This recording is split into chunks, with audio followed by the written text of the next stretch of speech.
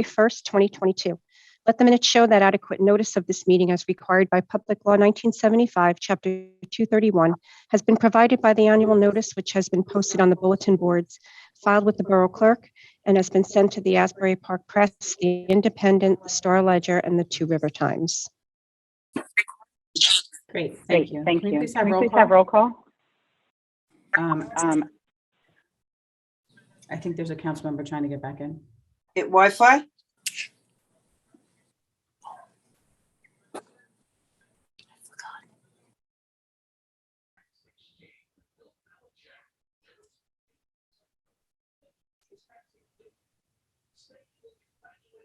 Another parent, I'm assuming.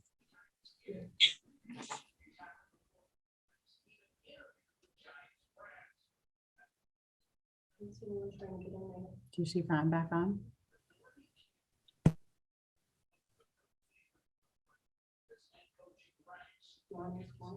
Mhm.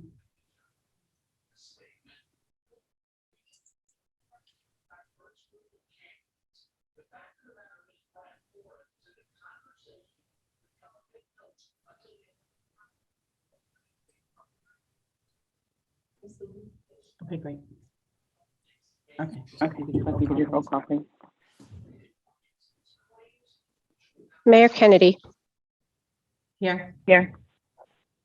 Council President McNamara, Here. Councilmember Pacheco, Here. Councilmember McDermott, Here. Councilmember Davidson, Here. Councilmember Aranio, Did he go? Here. Councilmember Pepperoni.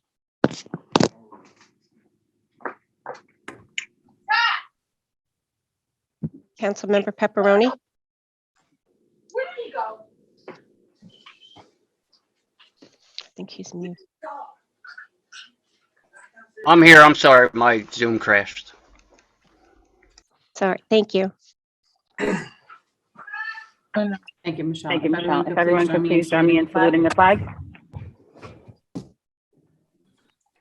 Pledge I pledge allegiance to the flag to the flag Of of the the United States of America, and to the republic for which it stands, one one nation, nation, under God, indivisible, indivisible, liberty, liberty, and justice for all.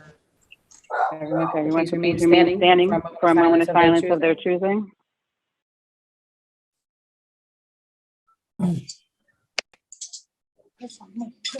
Thank you. Thank you.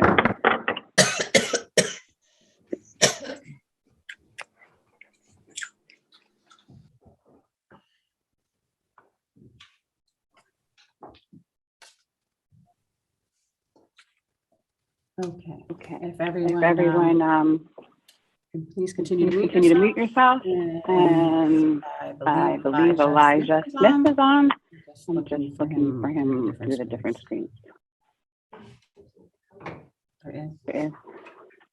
That might be from That you. might be from you. Are you muted? Are you muted?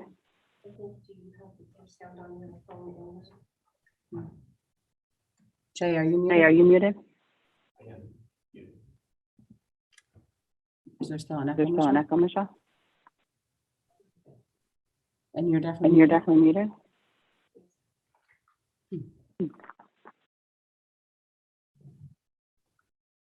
Can everyone hear Can me? everyone hear and me? And Zoom call okay, or is there an echo?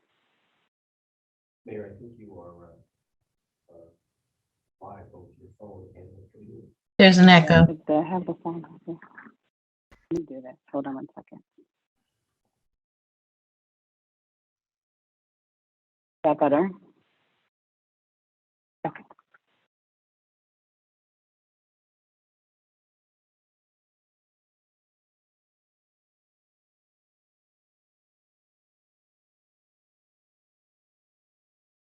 Elijah, if you want to say hi, then you'll go to the front screen so that we can see where you are.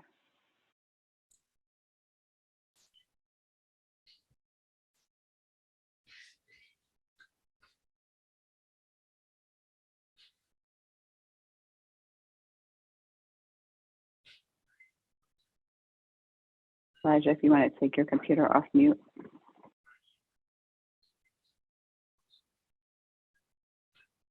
Yeah, Michelle.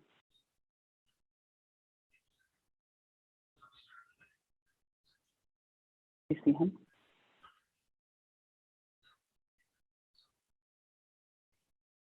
Elijah, if you're, no, I think he's sent you by video.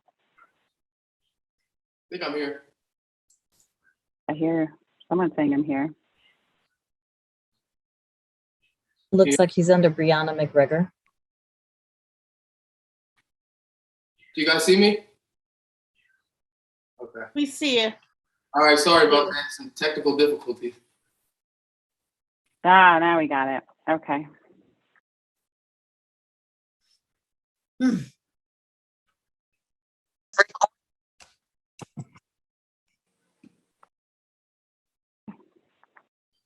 evening, Mr. Smith. Good evening. Do you have someone going to hold the Bible for you tonight? Yes. If you choose to do that, Yes. okay. They can come.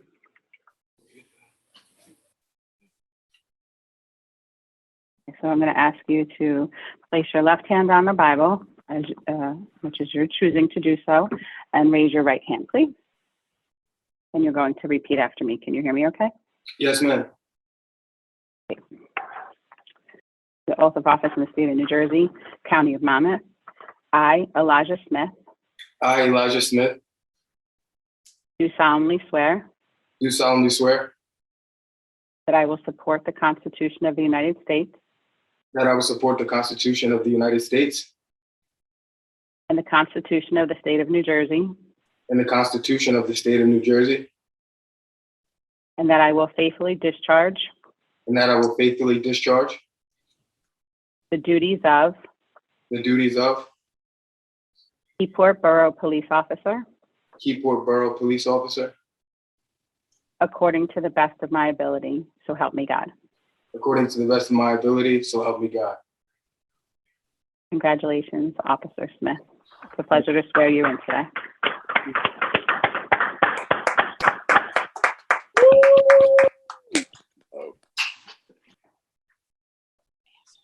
It's been an honor to watch you grow through the ranks, so to speak, from a SLAO officer, working events to where you are today. You're not going through the police academy just once, but twice. I admire your tenacity and great. Congratulations and welcome to Keyport. Thank you, man. Appreciate that. Thank you. You're welcome. Okay.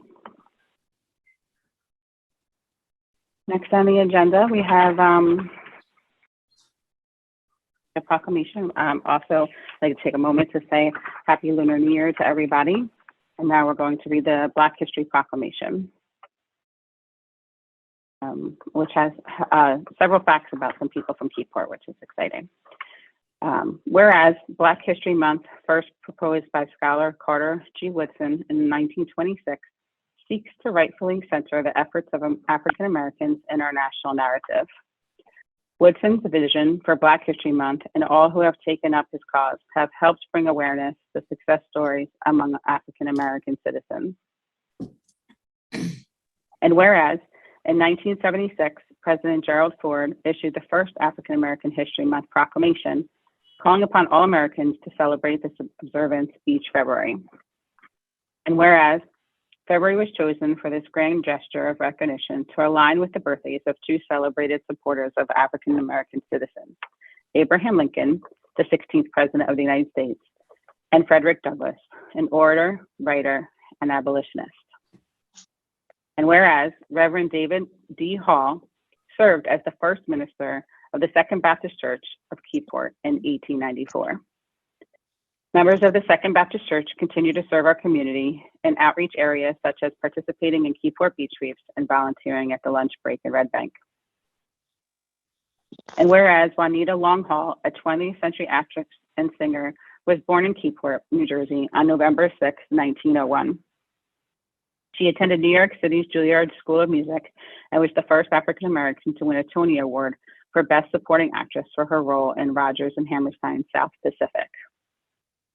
And whereas 6% of the current population in the borough of Keyport is Black, and Black students make up 7.8% of the student body of Keyport Public Schools. And whereas the Keyport Senior Center holds an annual Black History celebration, That's sweet. This year's celebration includes a reading of Langston Hughes' poem, I Too, prior to movies shown about African American history and culture.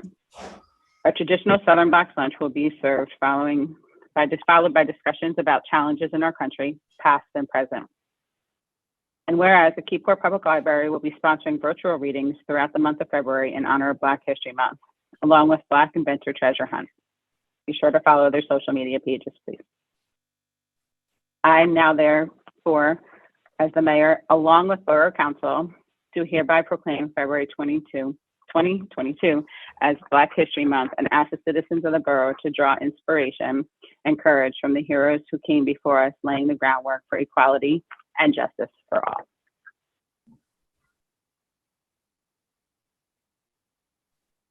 Okay, before we open the meeting to public for commentary on the agenda items only at this point, I just want to ask if any council members have anything they would like questions. I have a couple questions, but I'll let the council go first. Good. Council members, does anyone have any questions, or did you want me to go first?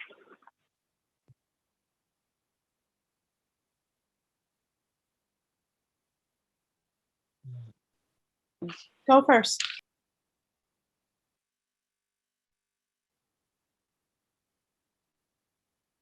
Did any of them have their hand up, Michelle? I can't see that. Like, they used to all be on the same screen. Okay.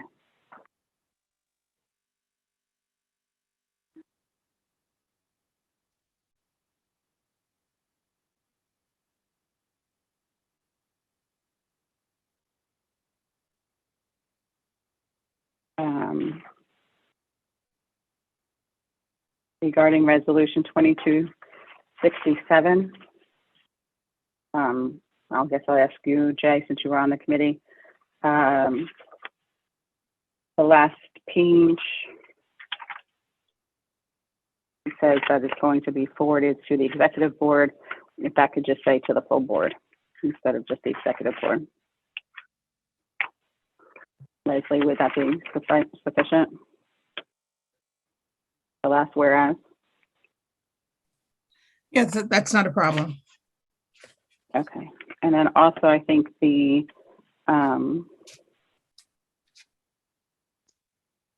last whereas on that same resolution 2267, I believe we need to change that wording because the audit was completed in 2019. I guess it was just never sent to the clerk administrator.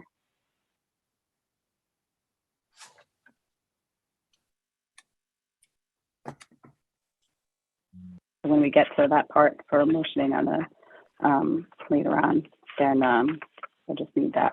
However you propose that gets amended, Ms. London. Mayor, you're referring to the whereas on the first page, the last whereas? Correct. It indicates that there was it was required.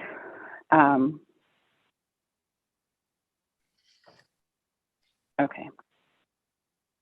I'm going to scratch that one because it wasn't timely, but it was done. I just wanted to make sure that it was done. Never mind, scratch that one because we did pull the dates on that. So just that one at the last, if you could just go to the full board, not just the e-board. Yes. Okay, great. Thank you. And those were questions I have. Any other governing body members have any questions before we go open it to the public? Mr. President McNamara. Thank you. I just have a couple of questions on payment of bills. So looking at, let's see, page 1, it looks like Apollo Sewer high pressure jet 4-inch line.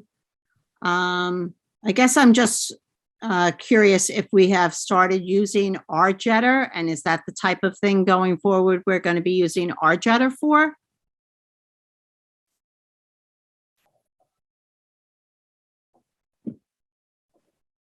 Yes, Mayor. That is the type of service that we will be able to perform in-house. We are awaiting delivery of the sewer jet that was purchased in the latter part of last year.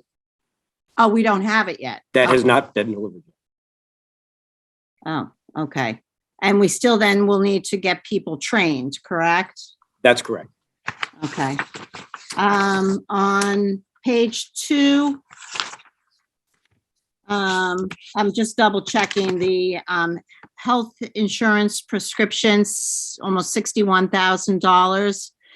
Does that cover all borough employees, and is that an annual payment?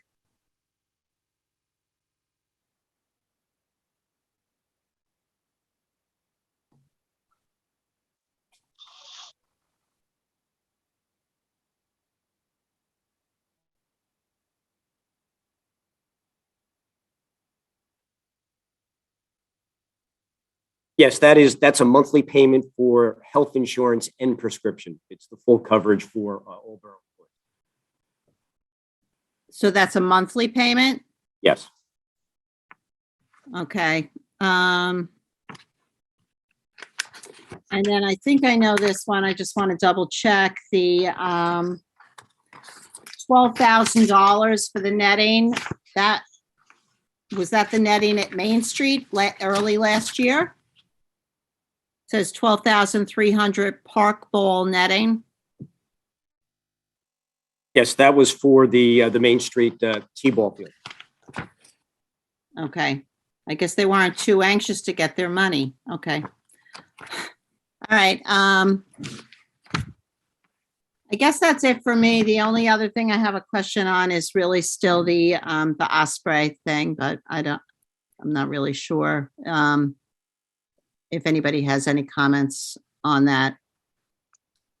Can I just go backwards to your last question, Council President, because I had the same question earlier, because that's an extensive period of time, and that doesn't fall in guidelines of typical payment within 30 days for receiving of an invoice.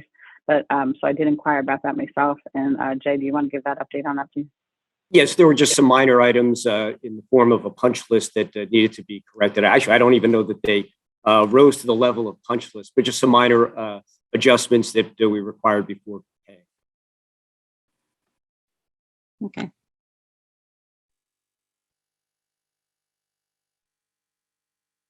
But I do think we probably should discuss whether we are going to table this Osprey, or whether we're going to have further discussion on. My preference would be to open it up to Trevor at this point as an employee, so that we can just hear any updates on that prior to opening to the public, so that people are aware of what updates there might be.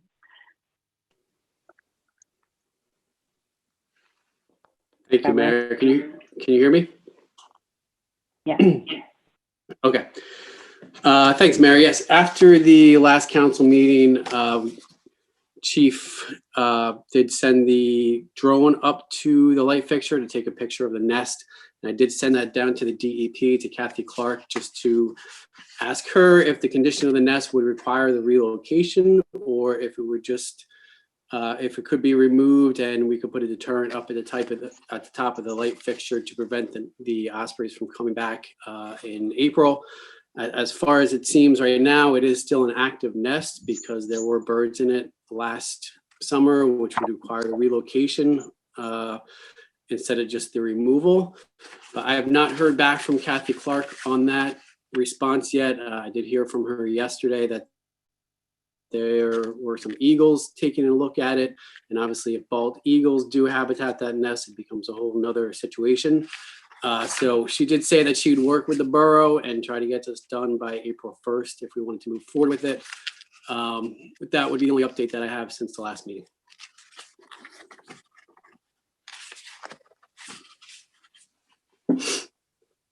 And Trevor, if we miss that April 1st deadline, where we can't do anything then until the end of August, correct?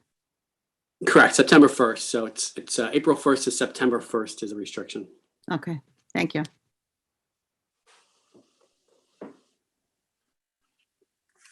Any other governing body members have any questions on the agenda items? Mayor, if I Just to supplement the information provided by the borough engineer, in addition to the request for relocating of that nest for what I would call, the request initiated through the fire company regarding the fireman's fare. Upon closer inspection, it has also been determined that this would be an appropriate time to move forward with replacing that light fixture as well. Presently, only 2 of the lights are actually functioning, and the loss of any additional lighting in that area would present a potential safety concern in terms of lighting of that entire area. So if in fact the nest is able to be relocated, we would take this opportunity to not only retrofit the light to make it less attractive for birds of any kind, but also would replace the light fixture to provide improved and more efficient lighting for the fireman's lot itself. So I'm just going to ask also if that is if you're starting to receive quotes or whatever, please keep in mind that the bars that are partway up that lamppost, I believe, is what the fire department uses for their speakers during the fair. So just if you can consult them on that, I would appreciate that. I think a lot of people just think they're just like spikes for climbing the pole or something, but they actually have another purpose. So I'll defer to the chairperson of the fair for that. But I'm just asking, before any pole gets ordered or light fixture gets ordered, please just see what alternate means they could have. They may not use it anymore. Maybe an algae that I don't know, but I'm deferring that. Any other governing body members before we open to the public?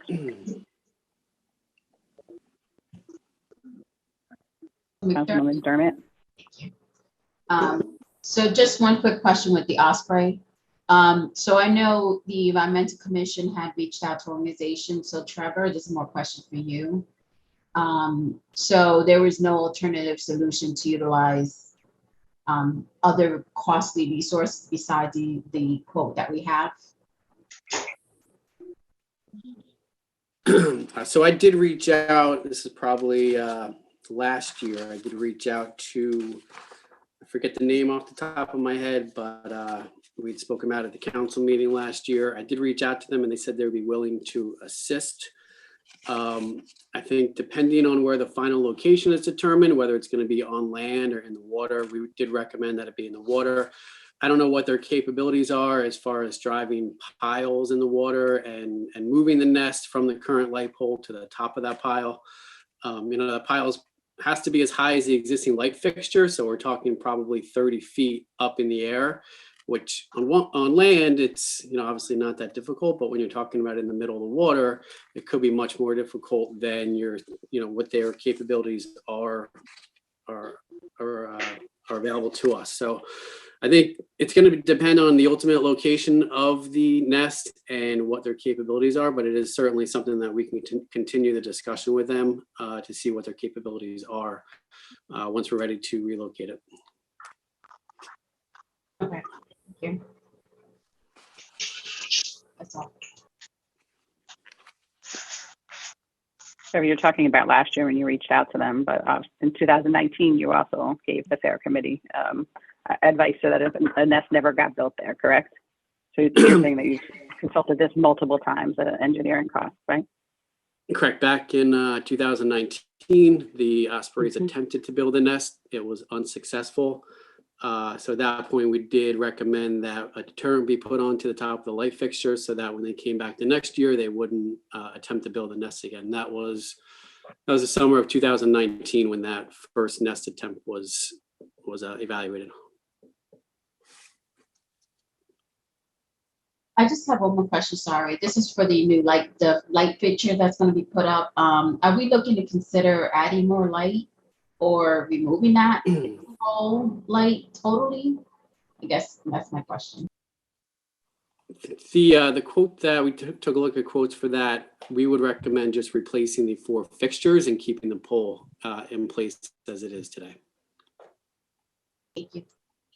And converting that to LED, which obviously would require less replacement of the bulbs.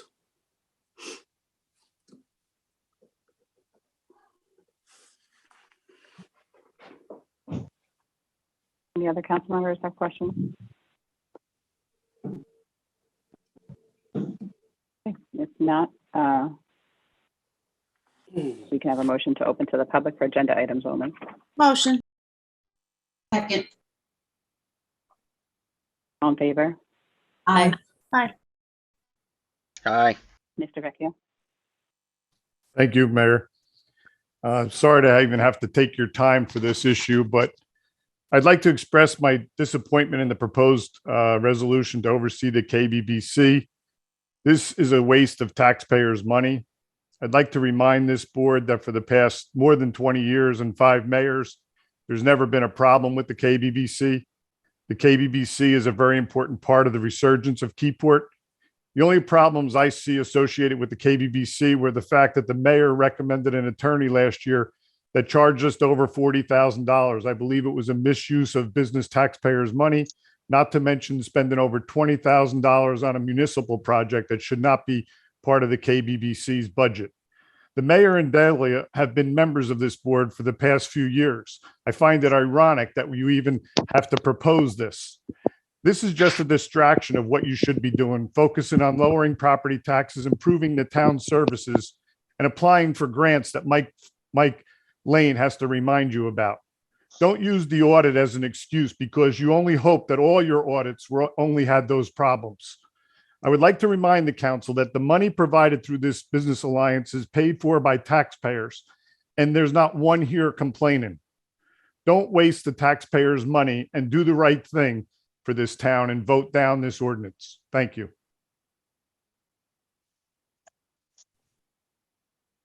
Any other members of the public have any comments on agenda items? Mr. Marlett?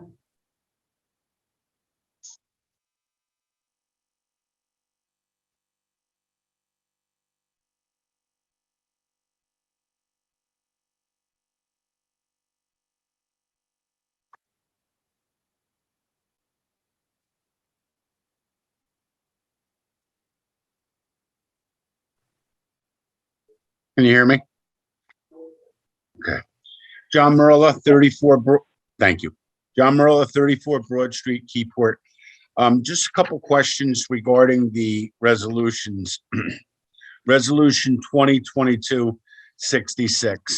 Can you tell me if that salary is being paid for by a grant, or is that an employee that's going to be, on a payroll? It's a part-time social worker.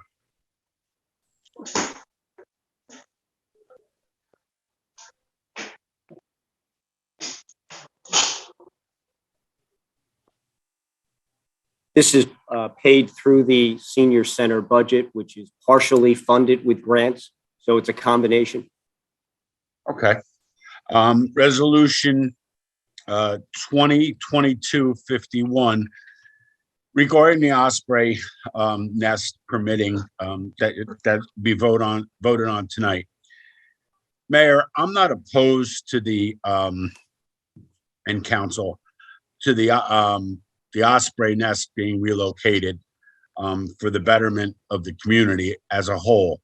However, at the last meeting, I asked why it was being charged to the Brit account. And I'd like to know, I know Tom Fallon has certified that there is money in the Brit account to cover the cost of permitting to move forward. I'd like to ask if anyone on the council or administrator has called DEP Green Acres to see if this expenditure does qualify to meet the criteria of the Brit account.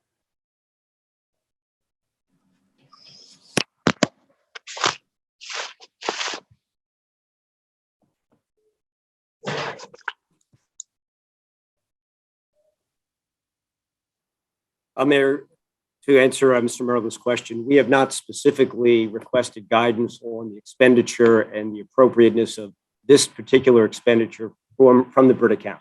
In general, the Brit account is established to ensure that all revenues that are generated along the waterfront are put back into waterfront expenses. And by the way, It's specific to the bayfront recreation areas, but that's true of all Green Acres facilities. Any revenues that are generated from any properties that are owned by the borough, but were the borough, for which the borough received grants for either acquisition or development, those revenues need to be plowed back into that facility. So this is part of the operation of the waterfront. So I do believe that it's an appropriate expenditure, and that's evidenced as well by the CFO certification of the use of these funds and the availability of funds from the BRIT account. So with that said, Mayor, I'd like to go on record. I did call the New Jersey Department of Environmental Protection, and I spoke with the Green Acres, the lady Jessica Patterson that handles Monmouth County. And she said, and I quote, "This does not meet the criteria of a requirement expenditure." And she's the statutory requirement NJAC 7:36-25.9D of page 94, which specifically says the monies from that account can only be used for operating, maintenance, or capital expenses, which would mean the light pole being fixed. That's a capital expense.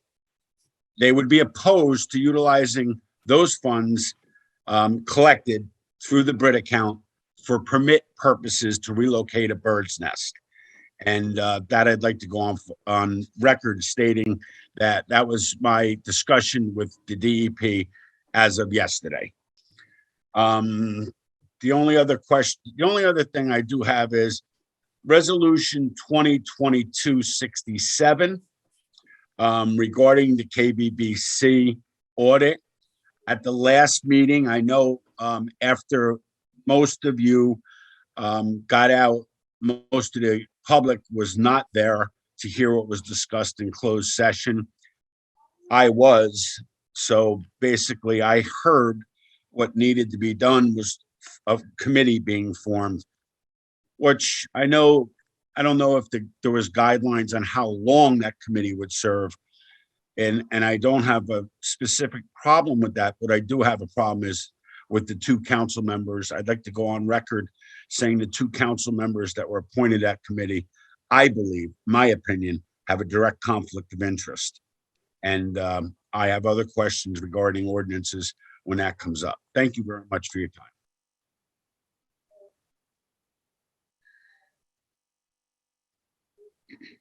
Thank you. Any other members of the public on video first, then we'll go to the phone line. Mr. Graham? Yes, can you hear me? Yes. Okay, Elmer J. Graham Jr., 22 St. Peter's Place. Can you all explain Resolution 2022-64?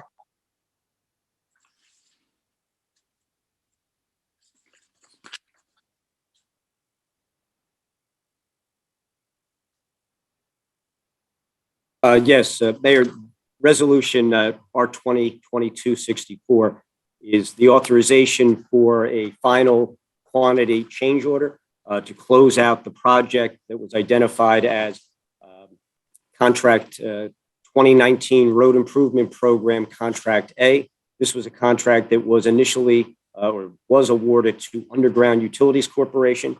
As part of the finalization and closeout of the project, a final change order needs to be authorized that reflects final quantities and any other adjustments that were made to the contract, the scope of work, or quantities that either may have not been needed or quantities that exceeded the original estimate.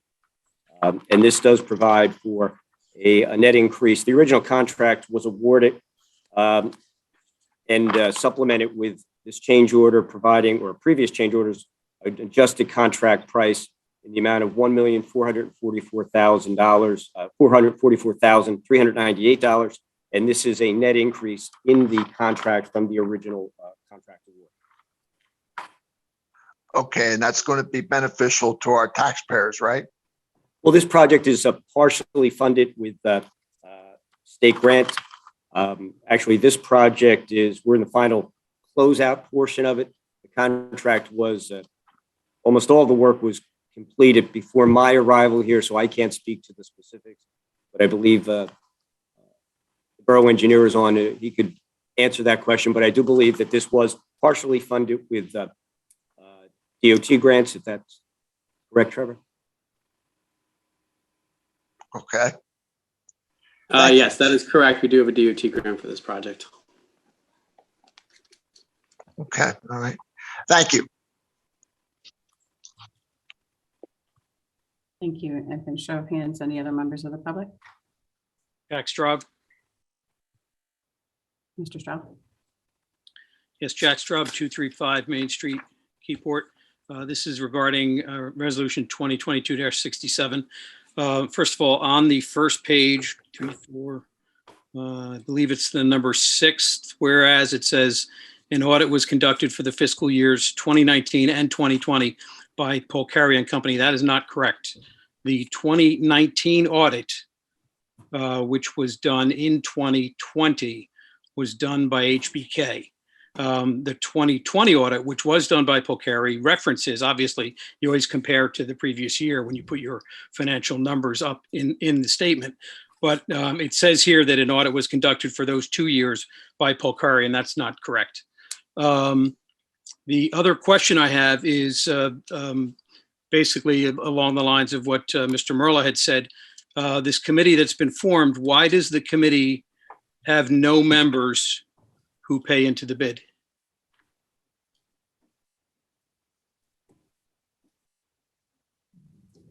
This is a committee that was decided in closed session to be formed to review the ordinance and make suggestions moving forward. I understand that's what you did, but why you didn't answer my question? If you're forming a committee to look into whatever changes you want to make with KBBC, why aren't the people that are paying into the bid involved in that process? Because this is about the ordinance. I can't hear you. If there's questions, because if this is about the ordinance at this point, so that we can straighten that out, which is what we tried to do last year. And it didn't move forward. From 2 governing body members said they were going to work on it and never heard from them again about it. So the committee has been formed, or the committee's formed once the resolution is passed? No, the committee has been formed. Doesn't mean. Okay, you still didn't answer my question. Why are there no members on the committee of people who pay into the bid? I just answered your question. If you don't like the answer, that's a different story. Is there anyone else in the governing body who can answer the question better? This is similar to when a committee is formed for any other ordinance. It's following the same protocol. It goes within the governing body when it's an ordinance and within that committee. Then it goes over to the governing body to get elected. This is an ordinance, a review of the ordinance, which actually then cascades down into the bylaws. So this is just like any other committee that we formed throughout the years, as you've all listened and engaged with. I have a question about the committee then, because maybe I read it wrong. Isn't this just, God, my computer's so slow, I can't get to it, regarding the audit? Now, I didn't realize that this was also about some sort of revision to the ordinance. Maybe I read it wrong. Subcommittee to review the audit report's findings in the context of the borough code. Okay, sure. Whatever. It's a waste of taxpayers' money is what it is. You're paying a lawyer hundreds of dollars an hour. Excuse me, Mr. Vecchio. Excuse me, Mr. Vecchio.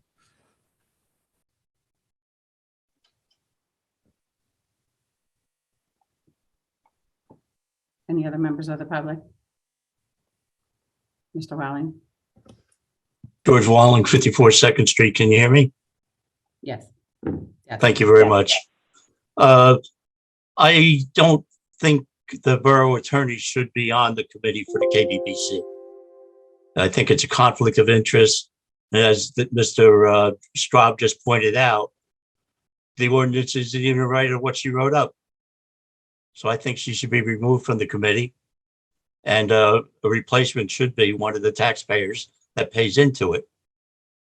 Thank you very much. Thank you. Thank you. Any other members of Any the other public? members of the public? Mr. Olson? Mr. Olson?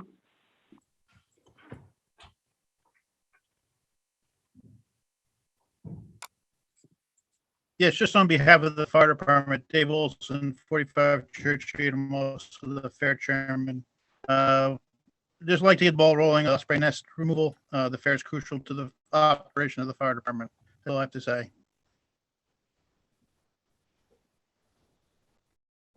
Any other members of the public by camera? Anyone by the phone line, please hit *6 to unmute yourself.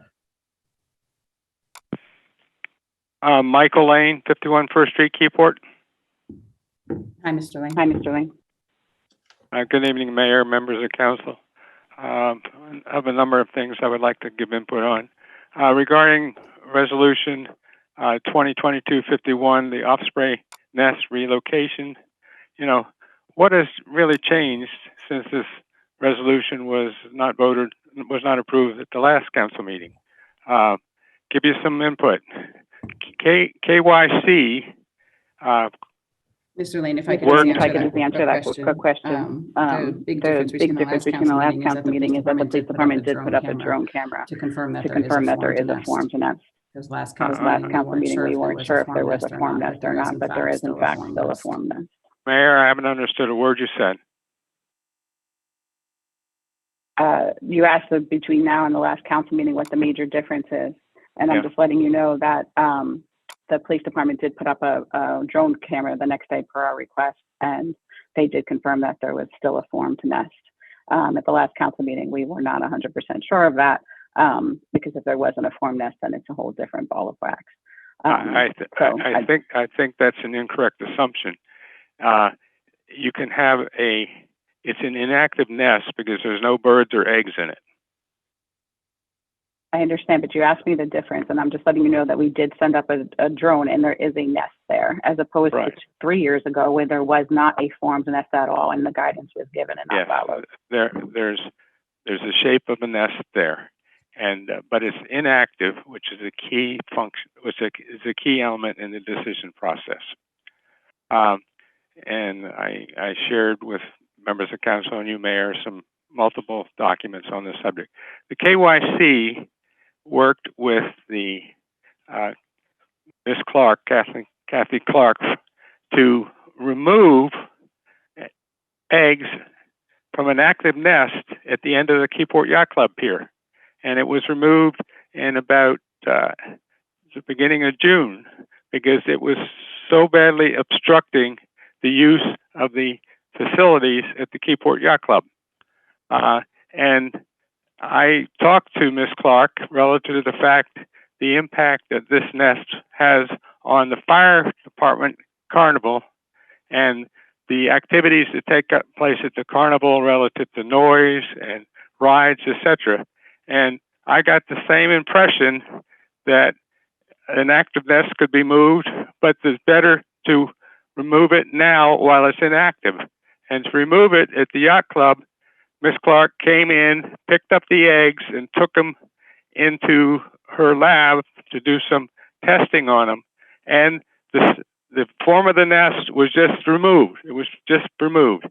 And it only cost the yacht club $400 for the whole operation and for Miss Clark to come into town to work the problem. The cost to find out, and then the cost that I see in this proposal from CME just seems to be really out of the ball field. The cost for filling out a 3-page application, $6,000, and phase and bid phase services, $2,000, and construction phase services, $3,000. And this is for building a platform where the documentation from the state indicates it shouldn't cost more than $144.40. And I don't know anywhere where there's a requirement that it be at the same height as the existing nest. There are requirements in terms of setback distance from the present nest. But in addition, the Harbor Committee has not been involved in discussions with where the new nest might be located. And the Harbor Committee has been very active in the past in working with the Yacht Club to put a new nest platform at the end of the steamboat dock pilings. And I can assure you that that cost was probably in the $150 range. In addition, the site identified for the new nest location at the set of pilings where Chingarroa Creek empties into the bay would create the same problem that was created at the Yacht Club. The birds would really impact people who wanted to use the boardwalk near that, the promenade, the boardwalk part of the promenade. They would also impact boaters going into Peterson's, the old Peterson Marina, Harborview now, where they're going to reactivate the gas docks, and the boats would go right past it, and we'd have the same issue that we had at the Yacht Club, where the birds go into an attack mode, and the same thing is true with the docks at the Peterson Marina. They would be in jeopardy. In addition, the data in the CMA's report says that you can't have any heavy construction take place while the birds are around. And, we got two projects that will involve heavy construction right near Fireman's Park. One is the bulkheading for Port 149. The other is the pile driving for Raritan Cove. So I think you really need to work on this and get it done, but not at the kind of costs that have been outlined, which are approaching $11,000, I think, if I do the math real quick. When the Yacht Club just worked with the state people came in and took the eggs away, and the total expense was $400 and some dollars. And the nest was just removed. And a new platform was built, and it was put together. Wade Peterson can tell you how that happened. And so I asked the members of council to really think hard about spending this kind of money when it's been done by volunteers up to now, and the state people will be very supportive of not disrupting the Fireman's Fair. Regarding resolution 2022-67, in response to the audit findings, who are the subcommittee members for this? Jay Delaney, Leslie London, Councilman Davidson, and Councilman McDermott.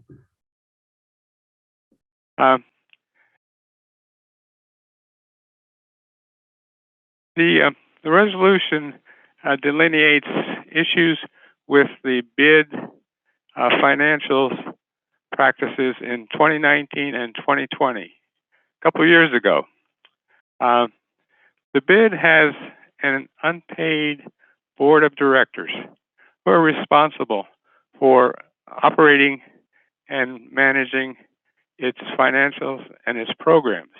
On the bid board since 2020, I believe Mayor Kennedy, you were on the board, and Councilman McDermott were on the board.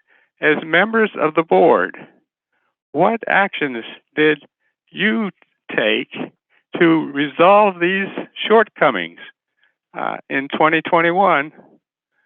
Why were your initiatives so unsuccessful that we now have to have this subcommittee with two really high-paid members? What is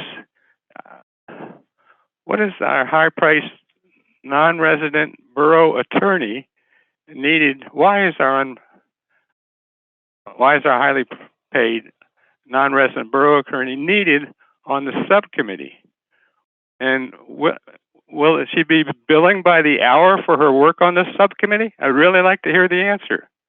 Why is the high-paid borough administrator needed on this subcommittee, especially when he's short on time to generate a monthly status report. Regarding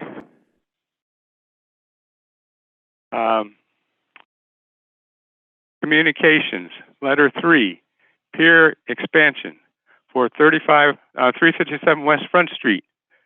This is a issue that is before the Keyport Unified Planning Board relative to fuel docks construction, fuel docks placement, fuel tanks, and issues with insufficient parking. And we're talking about pier expansion, and where we have only 80 spaces being proposed by the applicant. And I've seen documentation that says we need anywhere from 135 to 160 spaces at this site. So I don't understand why this is even an issue being considered by this council in view of what this issue is before the planning board.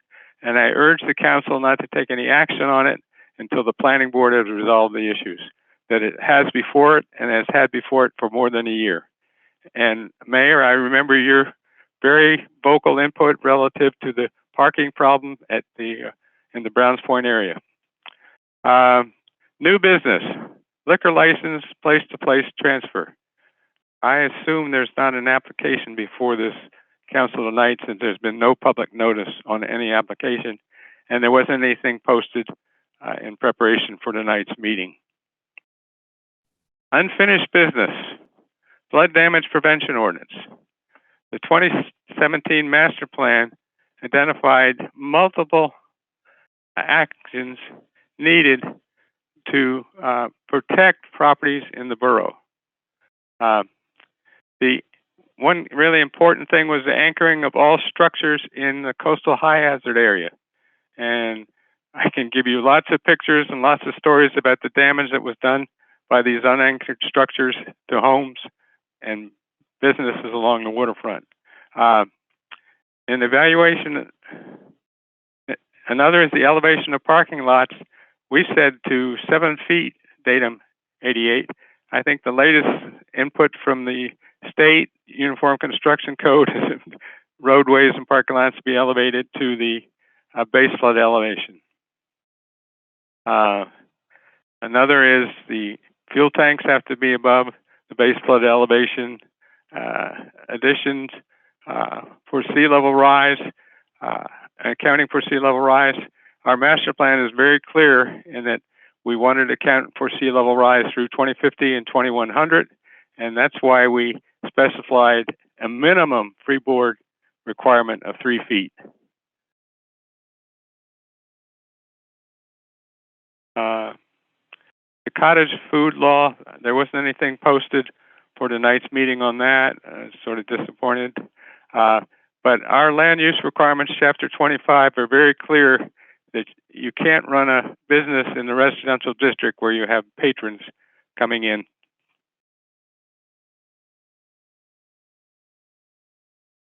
That's my input. Thank you.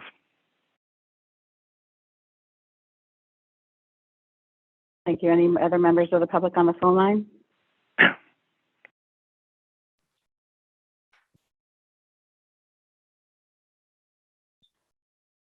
We'll scroll through again one last time to check for hands.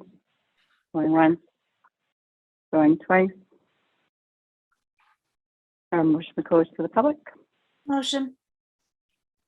Second. All in favor? Aye. Aye. Okay, before further discussion amongst us, does anyone wish to table any of the items, especially after the conversations with the Osprey, or it's up to you guys if you want to table it. Councilwoman Arena? Yes, I think we should table the Osprey because we still need more information, as Michael Lane has suggested. I also think that we should table the KBBC resolution 2022-67. I heard Larry Vecchio clear, based on what he has, but also, after further consideration of this, I mean, we are going to be spending a lot of money with both our attorney, and Jay on there. So we should consider that also. Thank you for your input. Just to clarify a couple of those points, Jay was put on the committee because of the extensive amount of time that he had to put into helping last year on KBBC because they didn't have an executive director. So knowing what they needed was going to help guide what needs to be put moving forward so that they are definitely more self-sufficient. And in regards to Ms. London being on the committee, it's part of the monthly retainer, so there is not an hourly because it's part of revising an ordinance that's already on the books. In regards to the commentary that was stated earlier, I welcome everyone to do their own research on the borough website as well as the KBBC website for past minutes from both the governing body and KBBC. Since 2009, the ordinance has had 10 revisions because of continuous problems. And then it, issues at council meetings dating back, I believe it was 2007, 2009, 2011, multiple times, as well as last year, as you all recall. In fact, the 2011 one, I believe the mayor at the time, which was not me, I wasn't even on the governing body. Actually, the words were that the current bid has had casual disregard in violation of the law. So this is an ongoing issue. So hopefully, and another review of the council committee was formed back in 2009. So I think it was. So this definitely isn't the first time that this has had to happen, which is unfortunate. But hopefully this time it'll get done right and put some teeth in the ground so it can actually move forward and be productive like it's supposed to be. And also in regards to the attorney, that was after the many of the board members left the new president last year and left the board when we brought an attorney in to do a presentation to the board members on proper procedures of operating a meeting. And then it was the full board, including the executive board, that chose to go out for RFPs for guidance from an attorney. I was not on that committee. It was the executive board at the time that did the vetting and the RFPs. So I did not single-handedly spend KBBC's money. So just to clarify that. Councilwoman Pacheco? I think that we should table 2251 to confirm the information about the Brit account and also to loop in the Harbor Commission as they, should be looped in on this discussion. And I was actually going to suggest that we pull 2267 for a separate vote.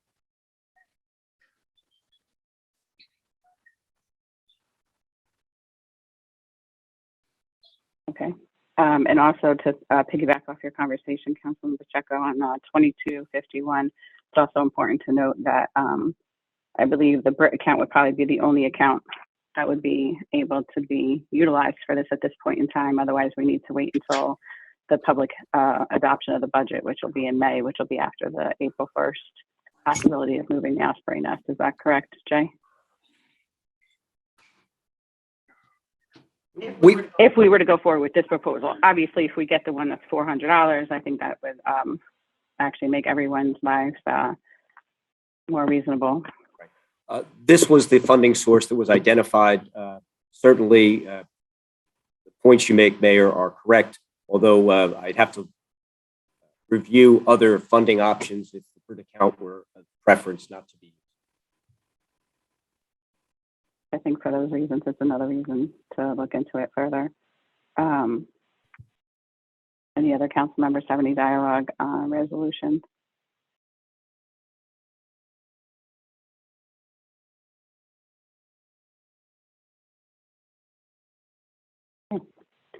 So first, well, we could either do it together if we're tabling both 2251 and 2267. I would need a motion to do that. I motion to table 2251 and to pull 2267 for a separate vote. Second. You need a roll call for that, Michelle?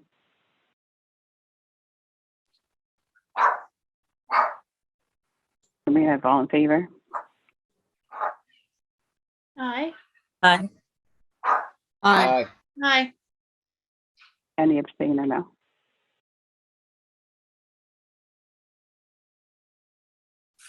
So if there is no other commentary for consent agenda items, I would need a motion to approve 2261 through 2266. Motion to approve 2261 through 2266.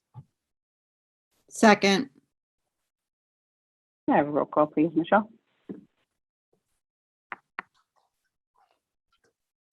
Councilmember Pacheco, Yes. Councilmember McDermott, Yes.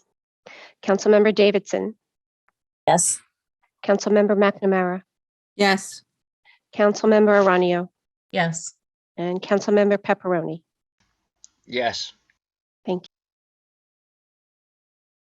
Thank you. If anyone chooses to move forward with 2267, I would need a motion. Motion.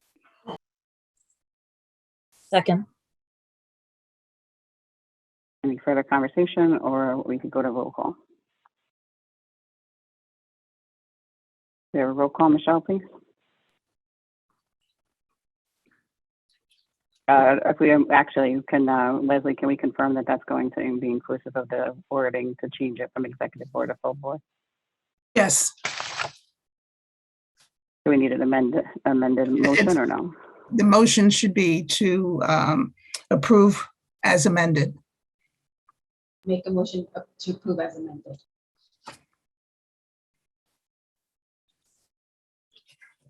Second. Okay. Roll call, please, Michelle. Councilmember Pacheco, No. Councilmember McDermott,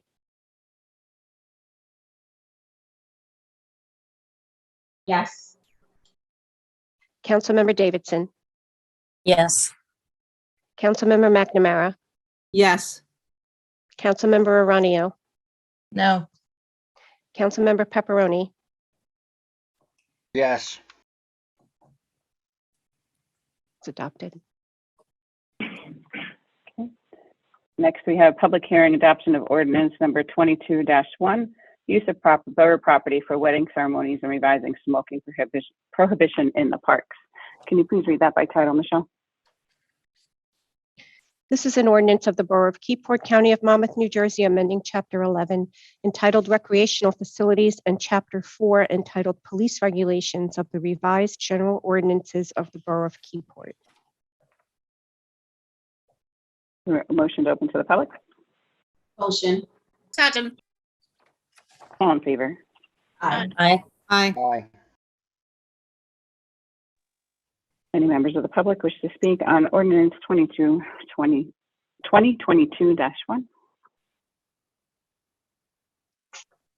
Let's show our hands first. Mr. Graham?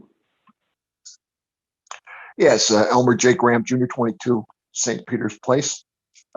Just asking, can you explain this resolution? Sure, this is a two-part of the same resolution, same ordinance. It's an ordinance amendment. One of them is for the process of when someone wants to utilize Benjamin Terry Park or the gazebo to perform a wedding ceremony, that it gives the power to the clerk to approve that without having to list it on an agenda for governing body approval. If they want to hold a wedding ceremony somewhere else or within different compounds of what's there, then it can come back to the governing body. But it's to streamline the process more smoothly and more efficiently for the public. And then I'll defer to Jay to explain the second part because he has that down pat. Yes, the second part of this ordinance brings our prohibition on smoking in all parks and beaches into conformity with the relatively new state law, the New Jersey Smoke-Free Air Act, and provides for a specific prohibition and enforcement capability that would provide local enforcement under the state Smoke-Free Air Act. Only health officers and health officials can enforce those provisions. So this is really just a more of a housekeeping item in clarifying and making clear that the borough ordinance, first of all, is in conformity with the state law and provides for enforcement locally. Okay. Thank you. Thank you. Any other members of the public by show of hands? Marla?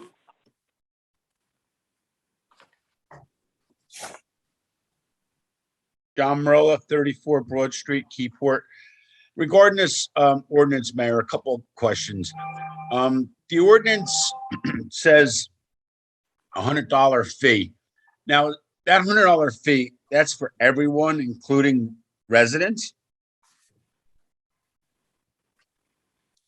Yes, it's the same fee that exists now. Okay. I think we should look to do a provision. I really think residents, taxpayers of the community, I know we did years ago, if you were an employee, a fireman, a volunteer, certain fees were waived in the borough of Keyport. And those fees included,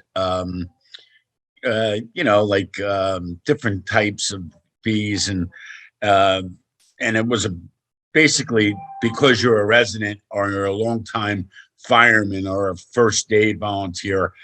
I really think I don't have a problem with charging $100 for a wedding. It's not like we're actually, having to do a lot with that for a resident. For an outsider, yeah, it's borough property. It's use of borough property. I would love to see us amend that someday to let residents get either a discount or no fee. The other second thing, in reading the ordinance, it doesn't say where the funds will go generated from this. Will they go into the general account? Maybe Mr. Delaney can answer that. Okay. Yeah, these funds are generated on the waterfront and in recreation facilities, so they would stay within the recreation ARBID type of. Okay, so those funds were going into the BRIT account, the funds that are raised. Would that also be, Mr. Delaney, for the fines, if the fines were given for the smoking? Yeah, generally speaking, fines are not considered revenue from the source, so they would not be accounted for within the ARBID or the BRIT account. Thank you, sir. Mr. Merlo, to answer your other question, in regards to volunteer permit waiving of fees, there are still things on the books for that for emergency personnel and volunteers within the borough. Well, that the clerk can approve it and go to the town. Ms. Bugle, can you please mute yourself? Sorry about that. What? That's okay. So, Mr. Merlo, it's that still is on the books. That's not inclusive of this, though. But moving forward in the future for other uses of borough property, we are going to be considering different pay scales for residents versus non-residents, but that's not part of it right now. Thank you very much, Mayor. No problem. Anyone else by show of hands?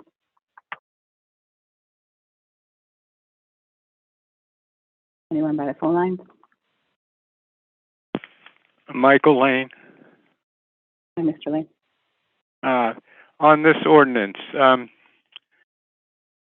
I'm frequently walk down the promenade and the boardwalk, and I had a question.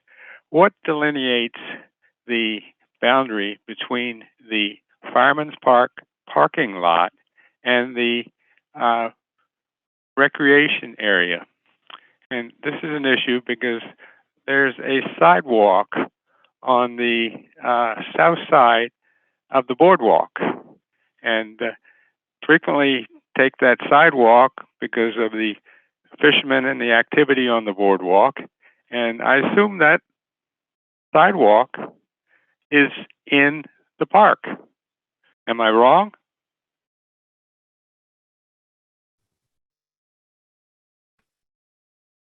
I would say in general, the parking lot would be defined as that area that is for parking, i.e. a paved area where vehicles could drive or park. So the adjacent sidewalk, and particularly in a case like this where the park itself, basically, or the curb between the parking lot and the non-parking lot, is essentially the boundary between the park facility and the parking lot. I think that's very important that be clear, because otherwise, on one side of the bench, you can have smokers, and the other side of the bench be prohibited.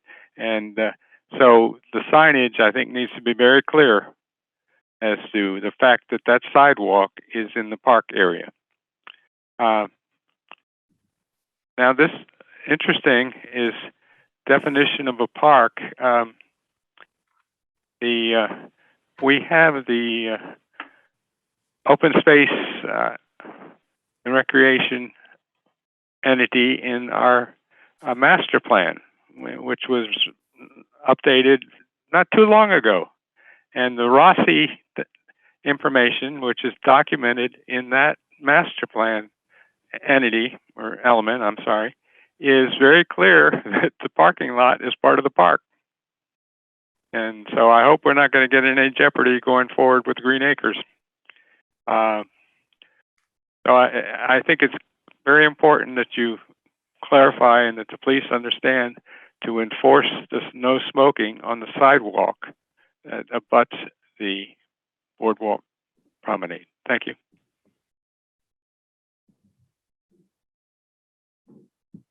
Thank you. Any other members of the public? By phone line or show of hands?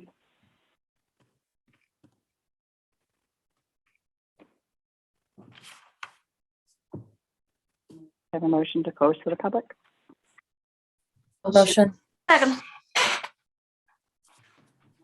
All in favor? Aye. Aye. Aye. Aye. Is there a motion to adopt ordinance 2022-1? Motion. Second. A roll call, please, Michelle. Councilmember Pacheco, Yes. Councilmember McDermott, Yes. Councilmember Davidson, Yes. Councilmember McNamara, Yes. Councilmember Aranio, Yes. Councilmember Pepperoni. Yes. Thank you. Have a motion authorizing the clerk to publish the ordinance as adopted. Motion. Second. All in favor? Aye. Aye. Aye. Any no or abstain? Okay.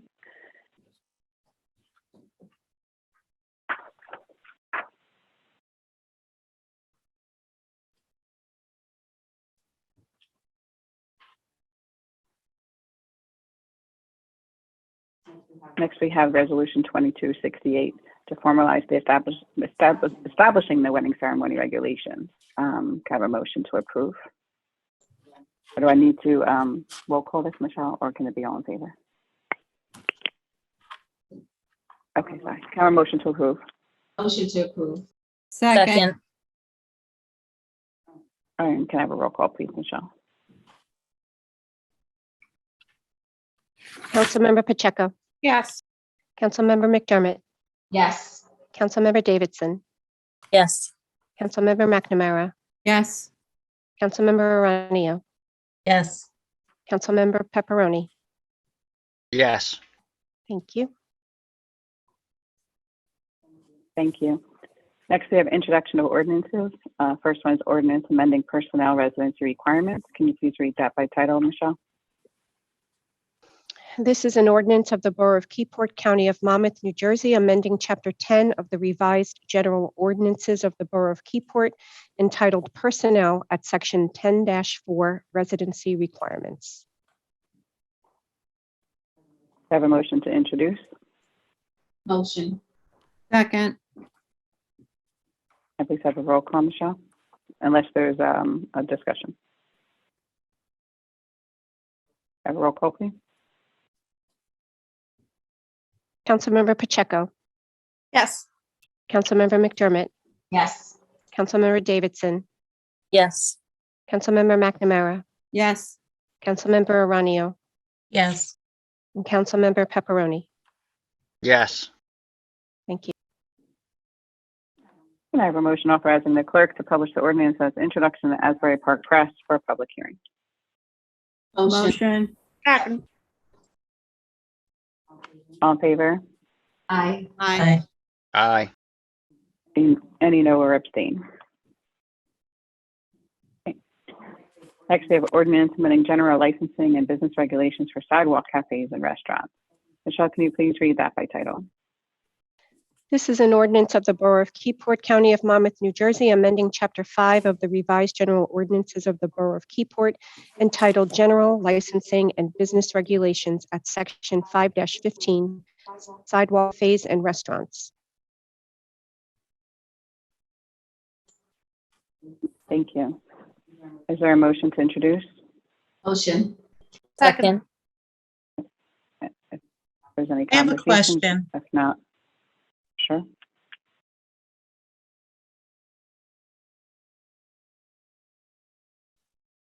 You're on mute, Councilwoman Marina. Sorry about that. Why is the governing body taken off of the ordinance? What was the reason for that? Just for streamlining the process, since the people that are heavily involved in it would be the construction office, the zoning office, and to reduce any delays in it being processed by having to come to the governing body. Kind of put the onus on the people that we pay.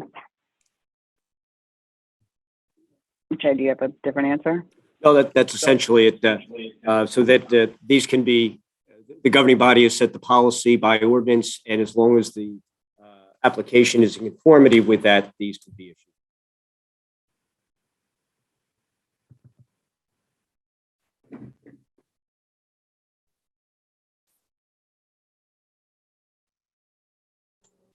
Can I answer your question? Can I ask questions? Councilman McDermott? So when we had the executive orders that caused delays in having to implement some of those things, this will enable the borough to be responsive and address those as needed as they come about, correct? The executive orders didn't delay anything. In fact, the executive orders removed this. But currently this would have to, if they want anything out on the sidewalks, well, first let me explain that that's all moot at this point as of July 3rd, once all the public health emergencies were removed. So anything that we had put on the books to circumvent that due to executive orders at that time is no longer in effect. So we would go back to what's already been established, I think, since 2007 as far as the sidewalk cafe. But being that that ordinance had never been revised since 2007, we've learned a lot through a pandemic about outdoor dining. I think before we probably got one every 5 years for the sidewalk cafe. I think they're going to be coming more readily to the borough. So to help streamline that and to remove a step, again, something else to be listed for, you know, if someone gets denied and they want to come and review something with the governing body, that's a different thing. But for something that's would almost become standard, I think should be able to, you know, be able to be processed upstairs. Thank you.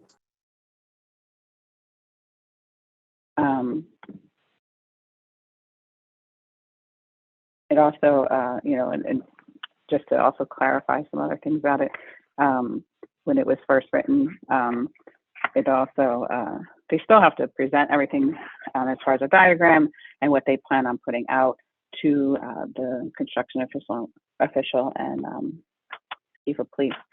But, you know, they'll decide about whether things could be left out overnight that we're removing. If someone puts out heavy enough tables, gives them the more discretion to be able to say, you know, some of the restaurants are, you know, mom and pop, and to put tables out every day and every night is cumbersome to have the staff to do that. So as I said, I think the pandemic enlightened a lot of people to outdoor dining. So if there's no further commentary, if there's a roll call, since there's a motion and second already.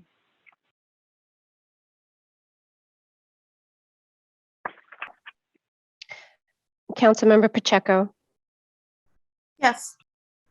Councilmember McDermott, Yes. Councilmember Davidson, Yes. Councilmember McNamara, Yes. Councilmember Aranio, Yes. Councilmember Pepperoni. Yes. Thank you.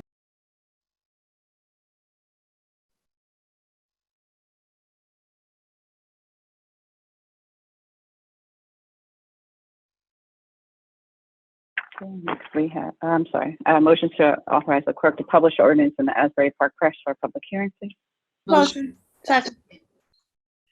All in favor? Aye. Aye. Aye. Aye. Yea or nay? Next, we have communications by consent. I know there was some commentary from the public regarding item number 1. I would just like to provide some commentary for item number 2 and 3. Item number 2 and 3, I think it's the request of, at this point, for the dates to be approved, but I do believe some of it still needs to be reviewed for manpower purposes by the police department and by Department of Public Works. Is that correct, Jay? So this is perhaps maybe not all approved as submitted, but the dates can at least be held for placeholders. Is that correct? That's correct, Mayor. Okay, only because this was due to the governing body in December, so there has been quite a delay. And we wanted the dates to at least to be moved forward to you guys. But obviously we had quite a significant weather event, so there wasn't a lot of time last week to circulate it once it did come in to the department heads. So this would be more so for if someone makes a motion that it would be for a date approval, but still to be reviewed by department heads for logistics. And regarding to item number 3, on communication by consent, this item did come in as a request, so I did include it, ask for it to be included. However, we have searched the records and this has never been done customarily for any of the sports teams from municipal money. So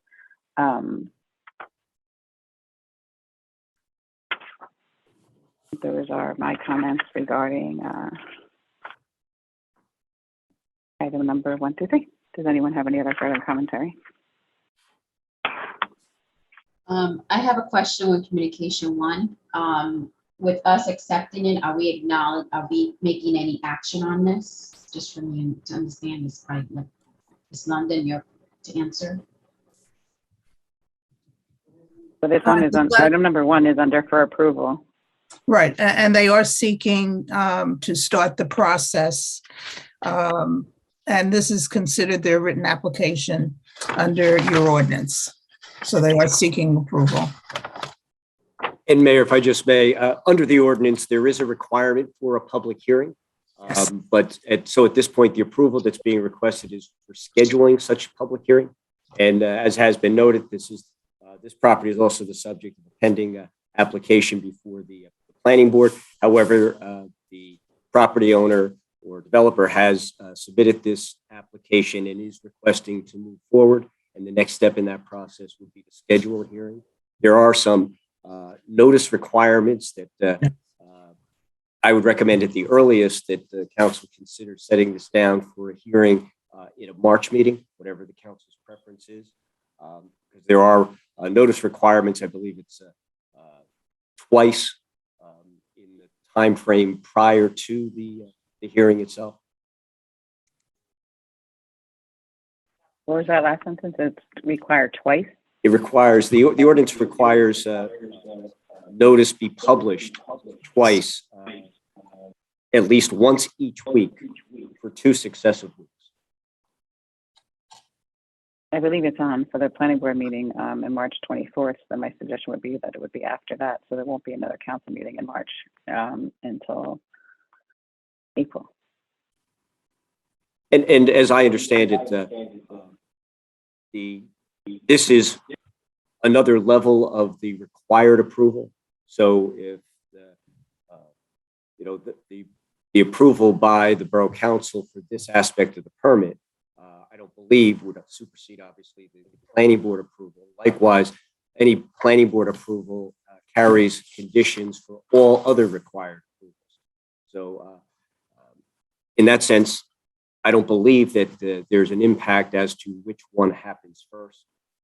But again, at this stage, the request is specific to moving this forward and scheduling a hearing.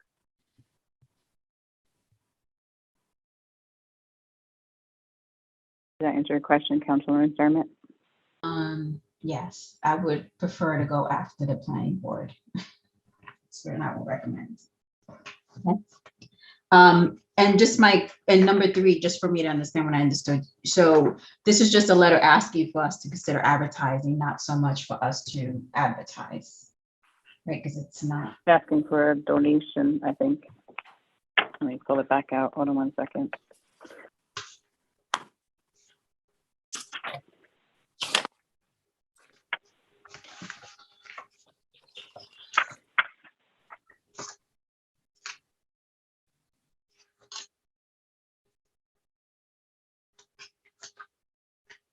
It would be a donation in lieu of price of, well, it would be the size of a business card for $200 is what they're requesting, but there has never been past precedent of this before. Okay, so just to clarify, so you're saying that in the past, the governing bodies never really supported these in the past. So Ms. London, is this an issue if we do this?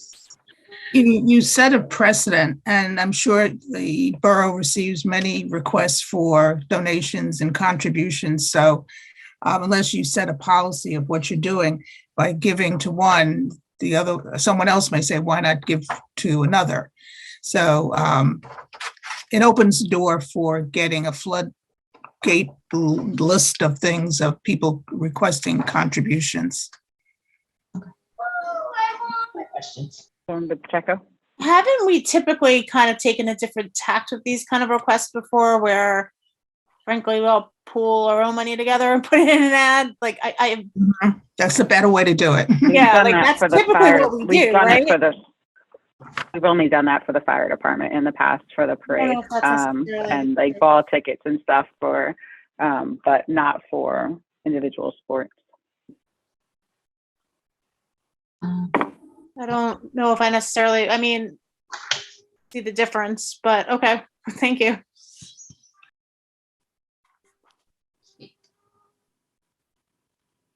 Can I make the motion now?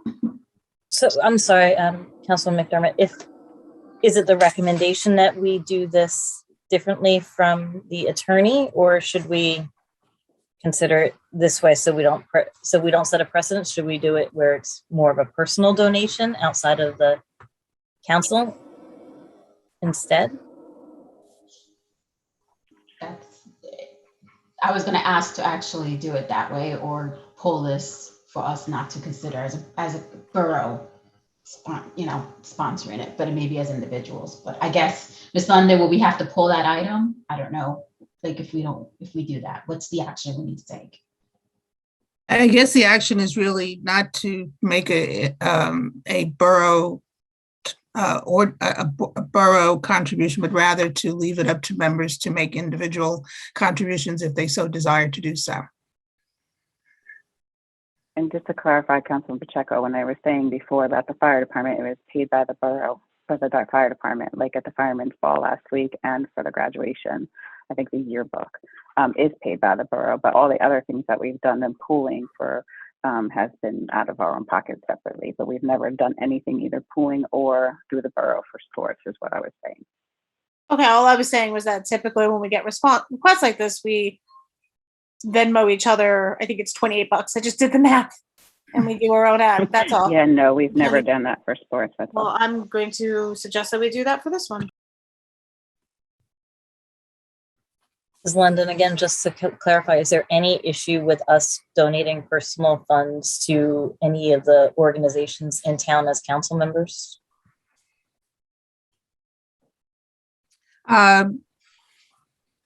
Generally, there shouldn't be, but then it's going to depend on each one, because of the amounts and, if you get into ethics issues and things of that sort. So I can't say a blanket that you can contribute to anybody. So it's going to depend, on the type and nature of, if it's a contribution to help out the baseball team or something like that, those generally are fine. But, as you get other ones that may not be as straightforward, it could result in ethics, conflict issues and things of that sort.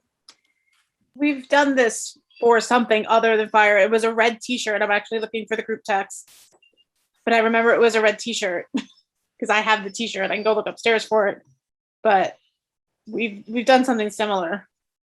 I feel like it was gonna be, oh, that could be it. Yeah, and you have to be careful too, because then, sometimes people may say they may be soliciting money for various purposes. So you have to kind of play it by ear and see who's asking for the contribution and what the contribution is going for.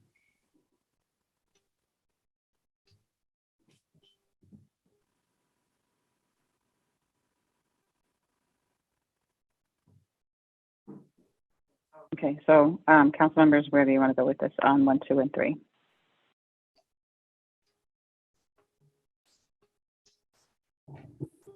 I make a motion to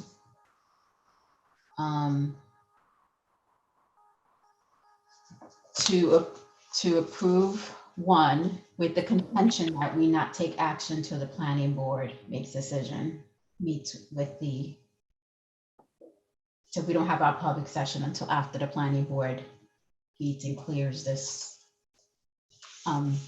this location. I approve number 2 with limitations on the date to be approved and reviewed by the respective borough entities. And also ensure that we don't have any conflicts or some sort of weather issues or something like that. Number 3, I actually request to, I guess, pull it as a borough communication and for council members or governing body to consider donating on their own. Is that okay, Ms. London? That's fine.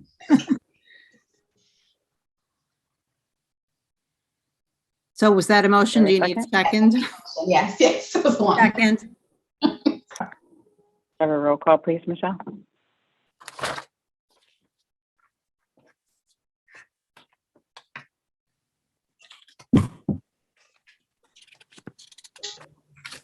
Councilmember Pacheco, Yes.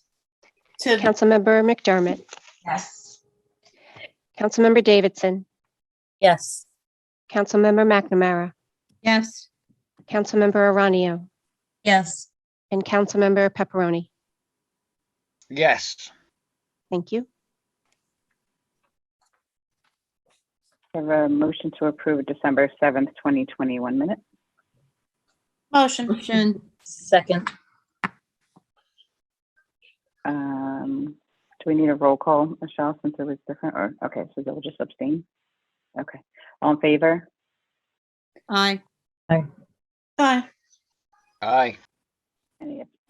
Any abstain? I think Ron and Rose. I'm sorry, council members Pepperoni and Aurelio have to. Yes, right? abstain. Yep. Yes. Abstain. Okay. Next, under new business is place-to-place transfer of liquor license. Jay, do you want to give a brief explanation as to why that was listed under new business? Yes, Mayor. This is an application for what's referred to as a place-to-place transfer of liquor license. This particular liquor license is one of the inactive licenses. And this application, while it is proposing a place-to-place to actually cite the license at a particular location, the application also specifically references that at this time, the applicant is not seeking approval to activate the license per se. Under ABC regulations, there is a need to have a public hearing only under certain circumstances. Those circumstances are where there's been an objection filed and a member of the public has requested that there be a public hearing. The second circumstance is that if the governing body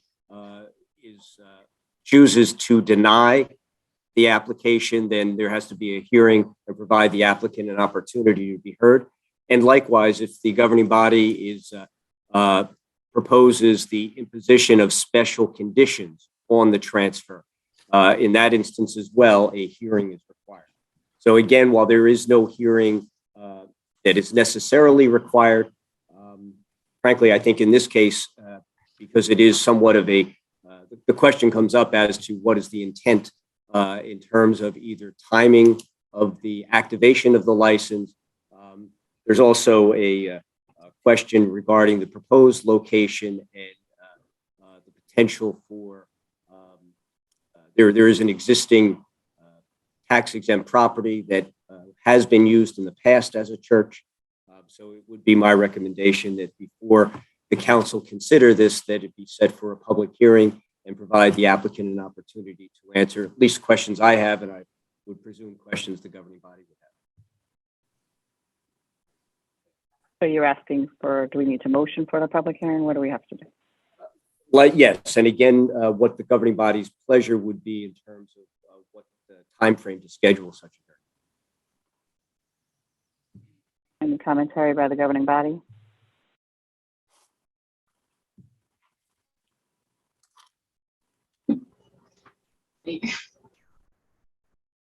Oh, do you want me to just go ahead? Sorry, I didn't see you address Oh, me. sorry. Go ahead. I didn't see your hand up, Councilman McDermott. I kind of agreed with Jay's recommendation that a public hearing be brought forward with this. But just for my clarification, so an application has not been submitted yet to ABC, or has it?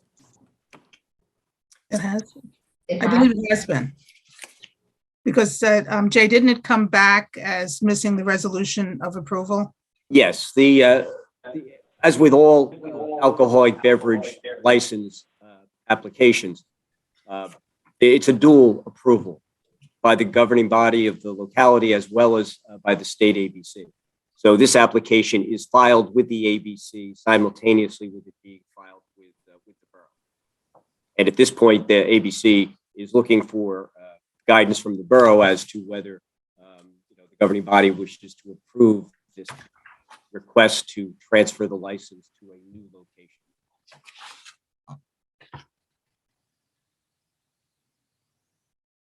And McNamara, you had your hand up. I was just going to chime in that I think it makes perfect sense to have a public hearing based on the distance from the existing church. Is there any commentary back to Jay as far as the time frame you guys want this scheduled for? May I Okay with suggest, it. Mayor, that the scheduling be at the next available regular meeting of the governing body that is acceptable to the applicant, rather than set it down, for instance, at our next meeting if they're not available. It gives us at least a little bit of flexibility, but so that it would be at one of our upcoming regular meetings at a time that is acceptable to the applicant. That works for me. Does that work for everyone else? Fine by me. Thank you. Also under new business, I'd like to bring up that as we all know, the St. Patrick's Day Parade is coming. I did say that we would have more information after the next KBBC meeting as far as what they're going to be decorating the mini park with once that's approved, or if it's approved, I should say, at the KBBC meeting next week. I'll have that on for the following council meeting. But in regards to the flags that are usually on West Front Street, traditionally they've been American flags, but there is a request for the month of March to do them alternating Irish and then American, Irish and then American, so that it's decorated for the parade. But I believe it would be for the month of March, so from March 1st to April 1st. So then that way, I know we've been having issues in the past with leaving them up too long and then they get torn and tattered. So the proposal that they're seeking from the company would be March 1st placement, weather permitting, obviously. But I don't have that actually in writing, but I know we've already granted them permission because their brackets are on the poles already. So I just wanted to make sure everyone was okay with that for the approximate of the March 1st through April 1st. And if it's going to be longer than that, I'll have that in writing for the next council meeting. But they need to secure the company soon at their next meeting next week, which would be before our next meeting. So unless anyone's in opposition of that, then I'll let them know that that's an okay. Is there any opposition by the governing body to put the flags on West Front Street and Broad Street on the black lanterns? Okay. Next, we have unfinished business, flood damage prevention ordinance. Do you want to go through that, Jay or Trevor? I'll start, and then there are probably some technical questions when we get to that aspect of it. Mayor, as has been mentioned, we were in the process of revisiting the flood control ordinance, and we have recently received, it was distributed, I believe, to the governing body, a notification from the State Department of Environmental Protection, and there is a brand new model ordinance that is being recommended at the state level. And let me go back, just to start this, that the borough's participation in the National Flood Insurance Program carries with it certain requirements from a regulatory standpoint. And while there is not a large number of our properties in the actually fall within the flood zone, in order for residents to participate in and receive flood insurance, it's actually the borough's participation that allows that. And one of the requirements under the National Flood Insurance Program is that the borough adopt a flood control ordinance that has an overlapping regulatory scheme when it comes to construction within the flood zones. Our existing ordinance was due for revision, and for those members of the governing body that have been here for a few years, you know that I guess right at the onset of COVID, the governing body had introduced the ordinance, but had, for a number of reasons, that had never continued through to the adoption process. It is my understanding that there was significant discussion and perhaps some disagreement as to one of the few options within the model ordinance that the town can choose is the level of construction elevation that is required above the base flood. And it is, at this point, I would turn that over to Trevor to answer any questions and perhaps provide a little guidance.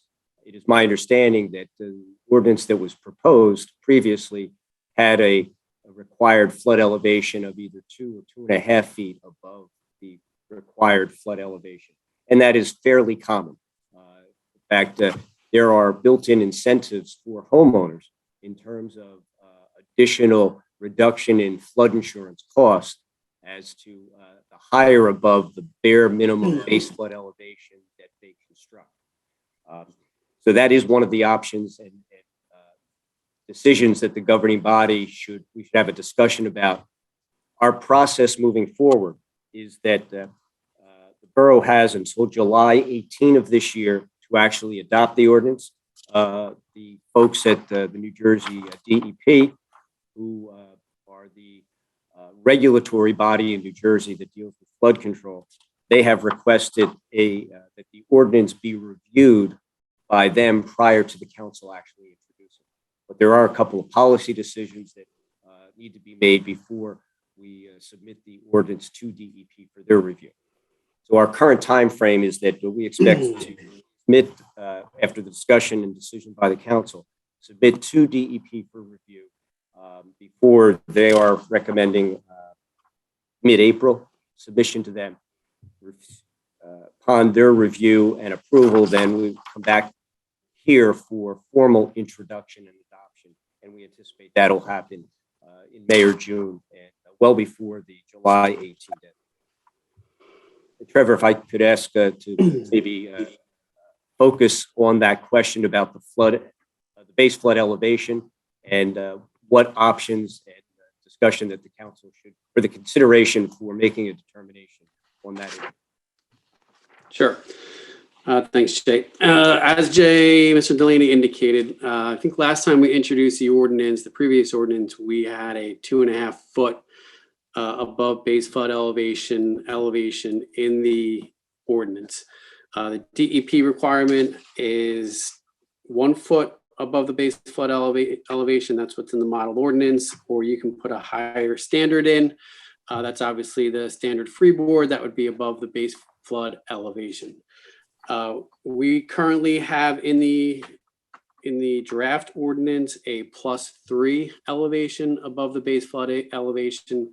That is what was included in the master plan recommendation. I do not recommend a half.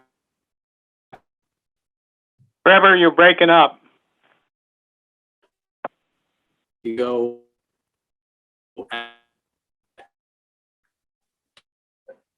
Mayor, it appears that we're having some technical difficulty in hearing Trevor. I would ask him if you could.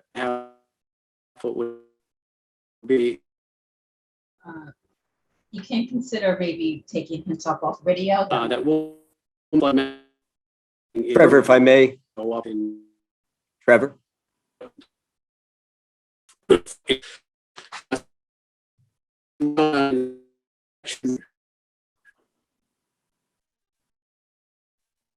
Trevor, can you hear us? We're not picking up any of your audio. It's been suggested that if you turn off your video, that may improve your audio quality. If that's not acceptable, perhaps.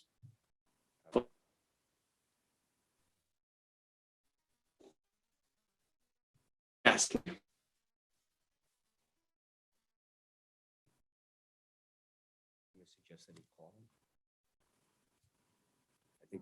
I think he's trying to log back in. Do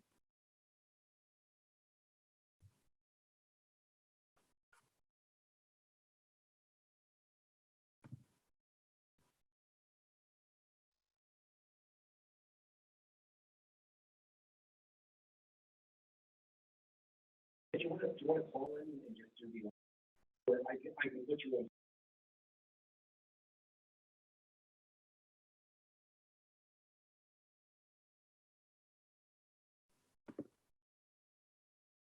Mayor, apologize for that technical difficulty. Mr. Taylor is going to call in and on a phone or a phone line.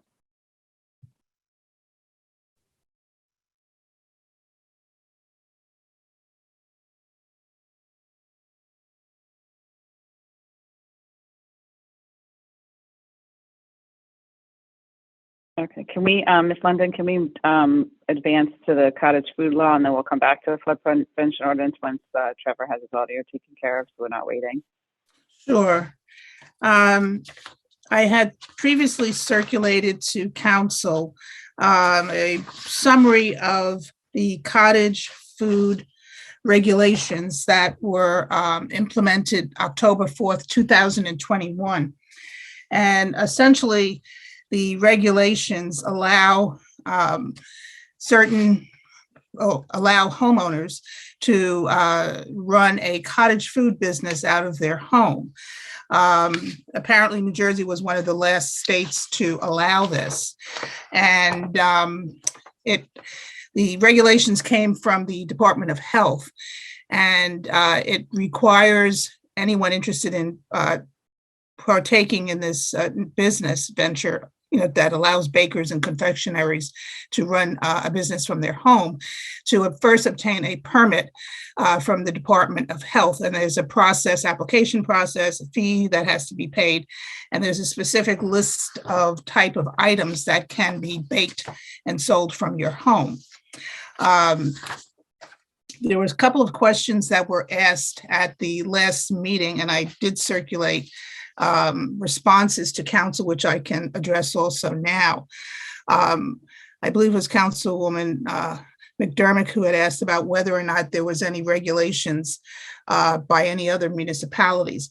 The way that the regulations are written, it does not prohibit a municipality to have local licensing or permit requirements.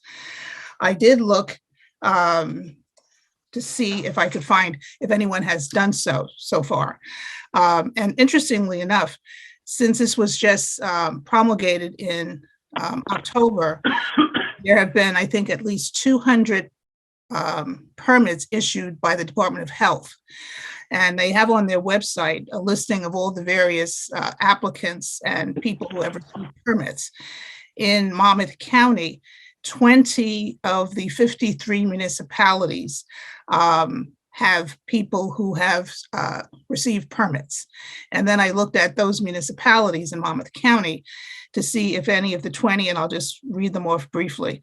Allentown, Asbury Park, Aberdeen, Brielle, Cream Ridge, which I had never heard of, but Cream Ridge, Eatontown, Fairhaven, Farmingdale, Freehold, Hazlitt, Howell, Lincroft, Manasquan, Marlborough, Middletown, Oakhurst, Rumson, Spring Lake, Tinton Falls, West Long Branch. All of these municipalities have people who have already submitted and have received a permit to operate a business out of their home.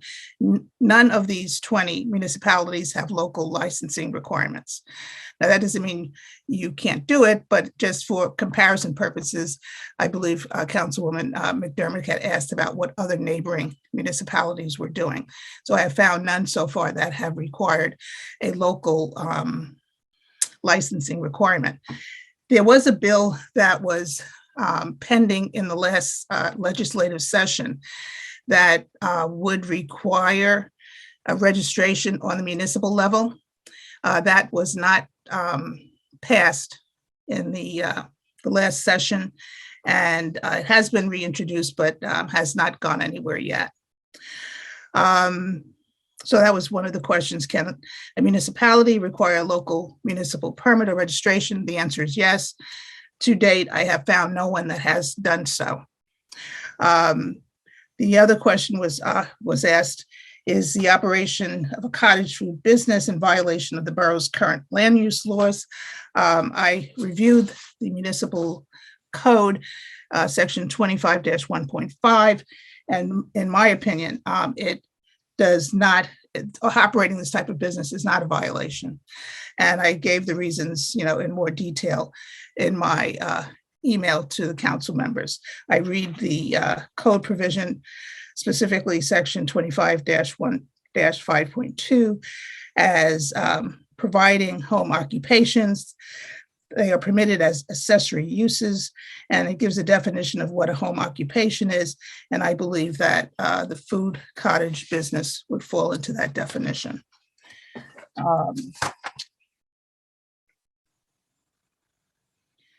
I think that may have covered it. So essentially, business people who are interested in selling products out of their home would be able to do so. The type of food products are limited to the ones that I had identified. There's a whole host of information on the Department of Health's website for anyone that's interested in finding out how to go about obtaining a permit if you get inquiries from anyone in the borough.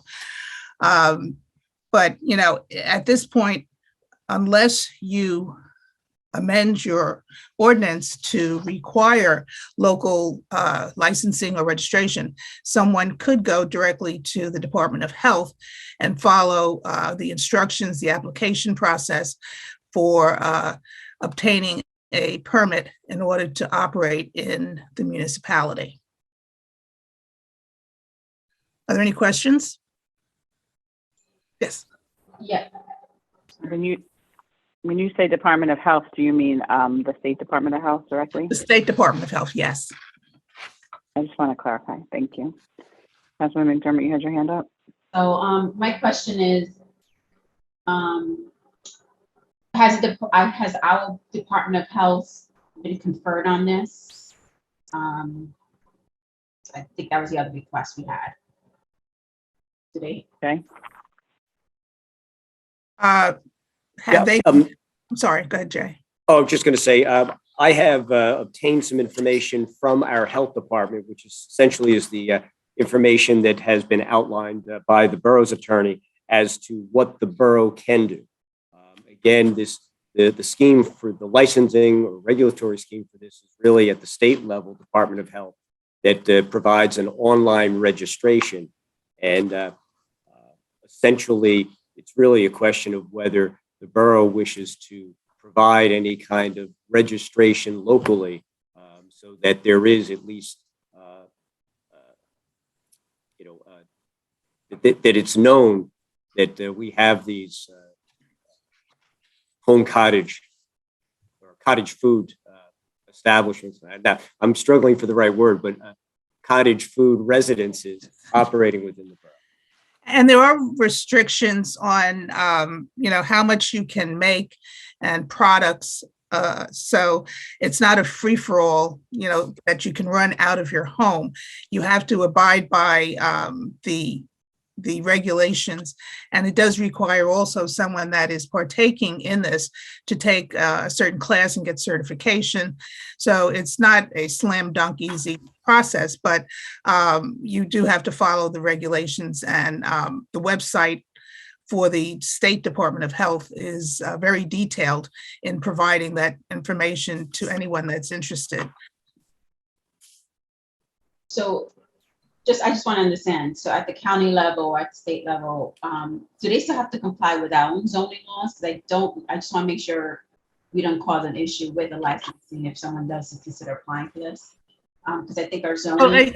If there's a complaint, then you still have the ability to go in and make sure that things are in compliance. The house is in compliance with your code requirements.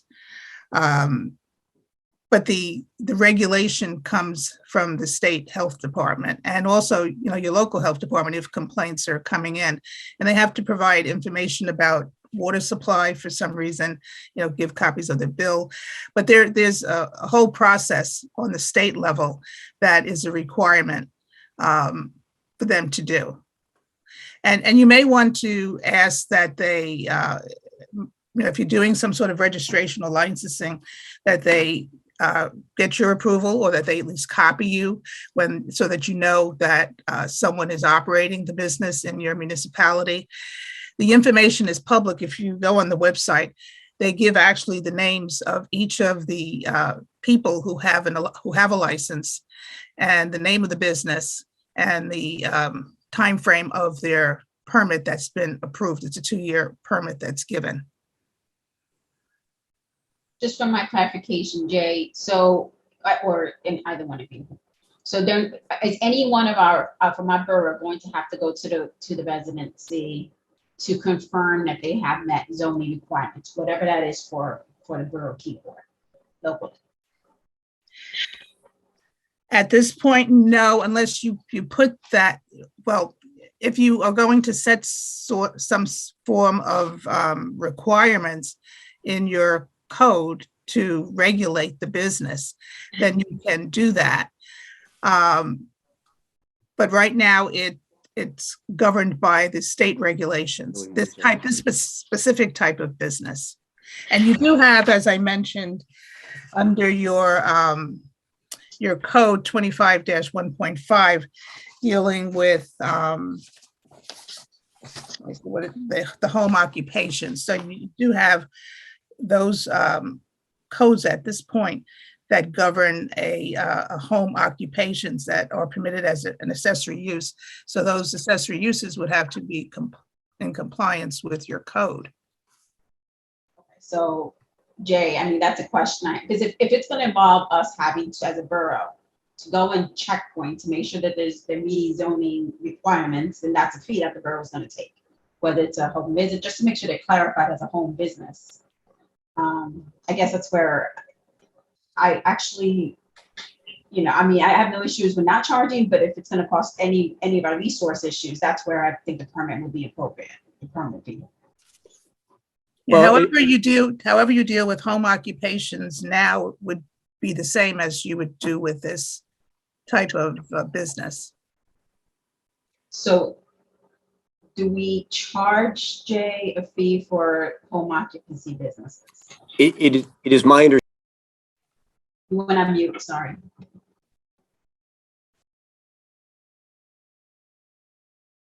it is my understanding that while our existing zoning permits home occupations in all of our residential zones, there is a specific limitation on what I would call retail aspects, so that the home is not being used for customers coming to the home occupation. We do not provide any kind of registration or licensing or any kind of permit under our current regulatory scheme, but the zoning does permit these home occupations. So the question really becomes essentially if because of this potential for these cottage food residences, that there be some sort of a registration locally, just so that the borough was aware of it. Not that there would be inspections performed. It's more of just a registration of knowing who is conducting these home cottage businesses that are being licensed directly through the state health department.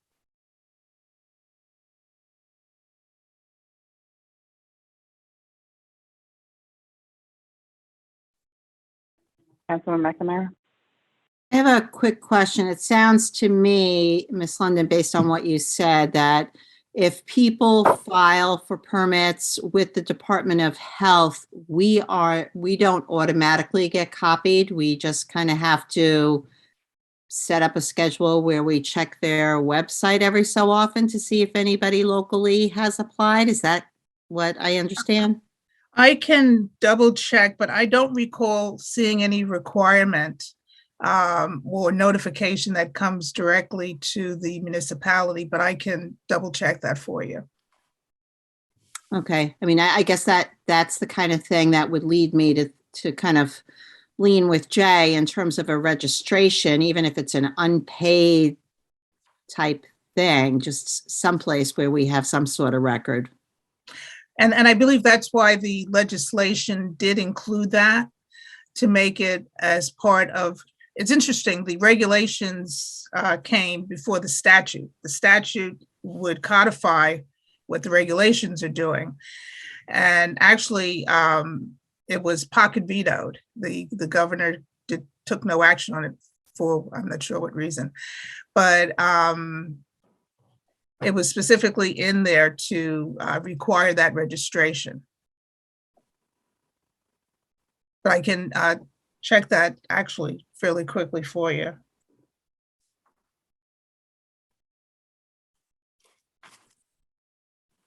And presumably, whether there's any new regulatory scheme established specific to the cottage food arrangement or allowance, presumably there would be a zoning approval process, although our existing ordinance doesn't specify it.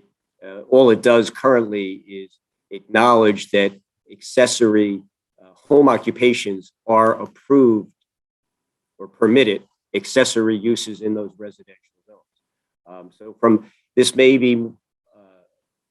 be able to be reviewed or at least and registered through the zoning side of our existing rules. But in fairness, our existing zoning did not contemplate this cottage food scheme to begin with. From the zoning side, it's a more generic home occupation, and very limited in terms of, again, no retail type traffic at the house, that sort of thing. Okay, so what do you need from us, Jay? Well, the question is really if the council wishes to pursue, if there's a concern and a need to set up some sort of a registration, we would pursue it. Or at this point, if want to take a wait and see approach.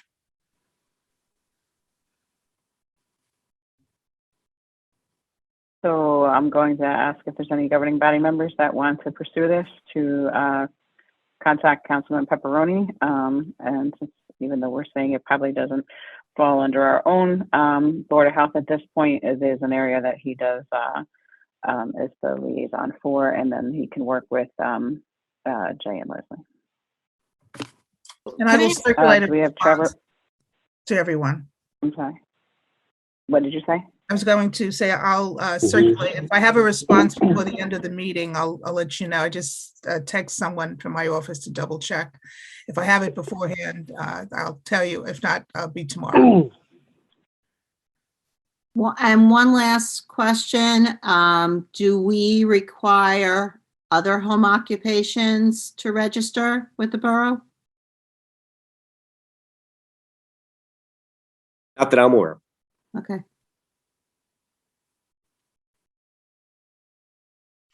Trevor, back on regarding the flood damage prevention ordinance.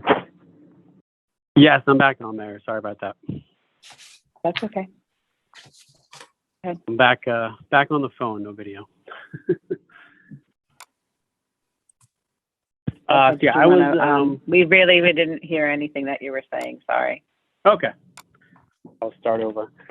Yeah, I've taken a look at the new model flood damage prevention ordinance, and it is a total rewrite from the previous ordinance. So basically, I took the model ordinance from the DEP website. I made a couple minor modifications to the ordinance. And basically what I'm looking for is to get some input from councils so we can send it to the DEP and the county for review and any of their comments before we formally adopt it. The one thing I do want to point out is when this was last introduced, or when the previous version was last introduced, I think back in 2021, we talked about a 2.5 foot freeboard above the base flood elevation. And as was discussed, the master plan does indicate or recommend a 3 foot elevation above the base flood elevation. The current ordinance requires 1 foot above the base flood elevation. The DEP flood hazard rules require 1 foot above the base flood elevation. But with that being said, I'm sure there's going to be some discussion about that. We did include in this current ordinance 3 foot above base flood elevation. So what that means is that if your base flood elevation is elevation 13, which many of the properties in the flood hazard area, the base flood elevation is elevation 13, you have a finished floor of elevation 16 to be 3 foot above that base flood elevation. So what that means is you're adding 2 feet of additional freeboard above the current DEP requirements for any substantial improvement or new construction. So, the 2 foot additional, it is a benefit when you look at the CRS program, which we are currently providing information to the DEP and FEMA for inclusion in the CRS program. You do get additional points. And then, of course, with any future flood raising of the bay or any other water bodies, obviously you'd be protecting against that for future sea level rise. But I just wanted to point out that it is right now set at 3 feet.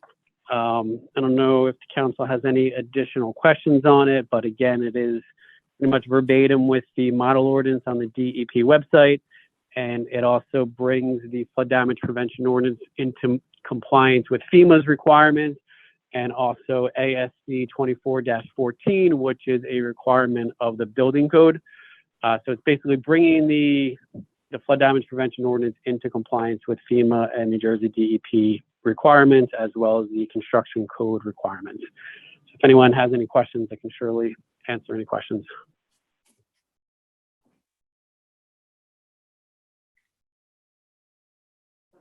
So that would be BFE +3 is what you're recommending, correct?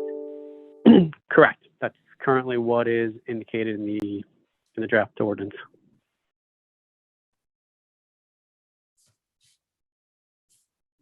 Any governing body members have any questions for Trevor or Jay? Hey, I would just add that this is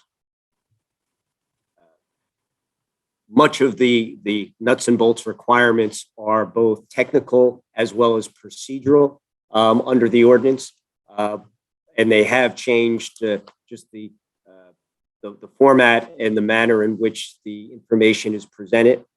But this is a model ordinance. There are very few areas of option. The one that is not much of an option, which is even the violation penalties, and simply recommended that we follow our standard fines and penalties for violations of the ordinance. But is really the primary focus in the area that is really up for discussion is that base flood elevation and that freeboard. And knowing that there had been some discussion and disagreement when this ordinance in its prior form was up for consideration. Any questions for Trevor or Jay? Okay. Yeah, just a question. When will Thank we- you. Oh, I didn't see your hand. Sorry. Go ahead. When will we have this ready? Our plan is to, based on what we've heard tonight, we will distribute this to the governing body as well as submit it to both the county and the state for their review. And then once we get their comments back, if any, then it'll be set for introduction at the governing body later this spring.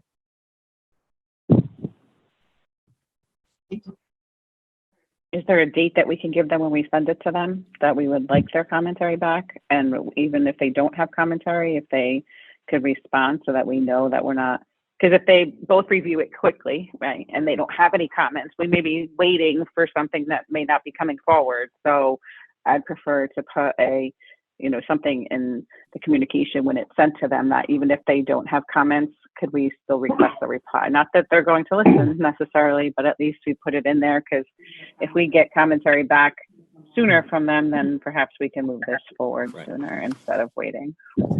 Sure, we could do that.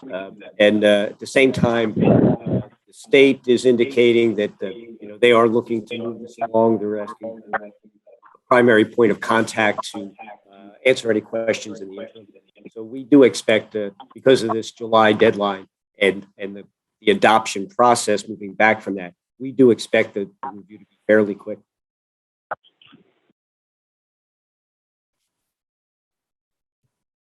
Okay, Thank you, Mayor.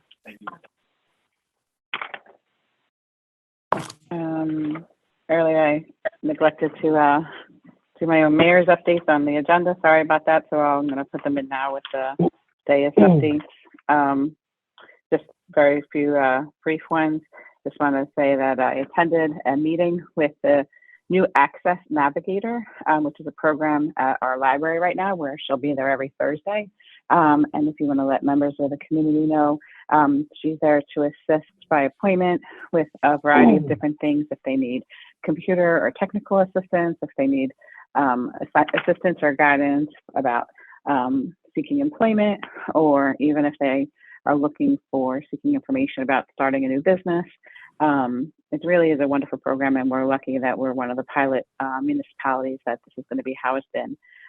There has been information posted on the Keyport Public Library social media pages as well as their website, and we're going to move forward and put it on the borough tab of the library of our own website as well.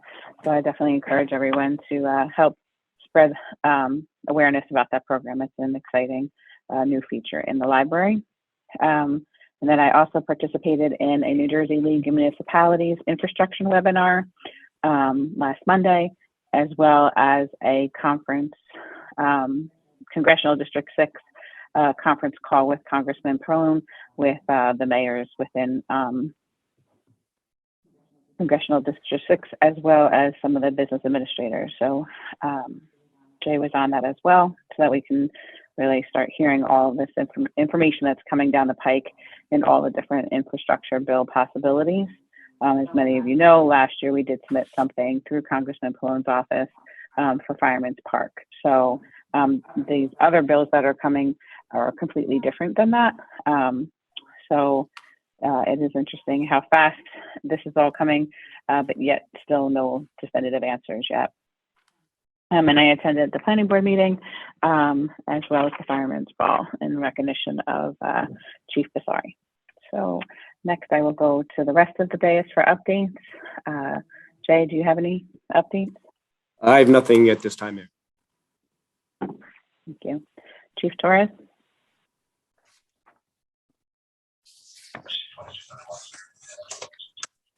I have nothing at this time. Trevor? Thanks, Mayor. I just have a couple updates. We recently submitted to FEMA our CRS submission. Those are our next step of the CRS submission, which was the listing of permits for the last 5 years.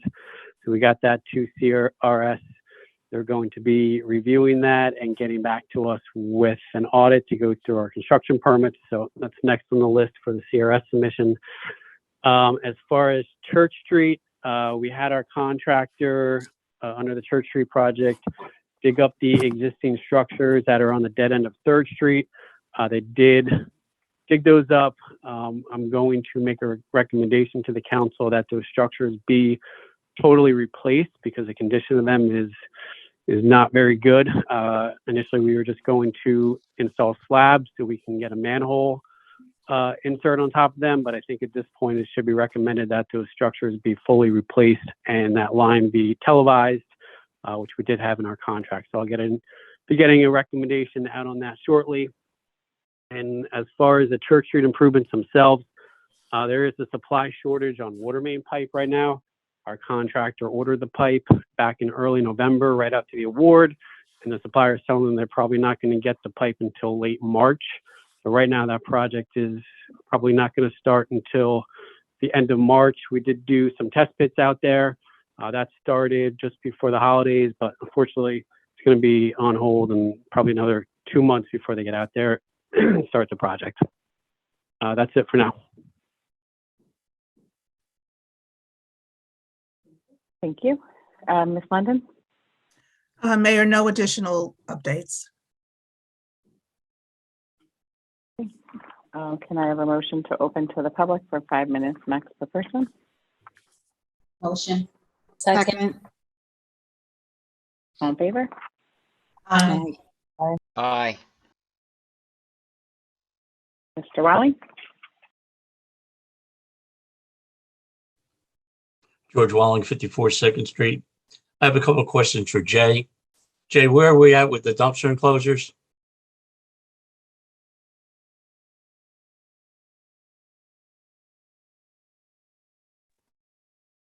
Can anybody hear me?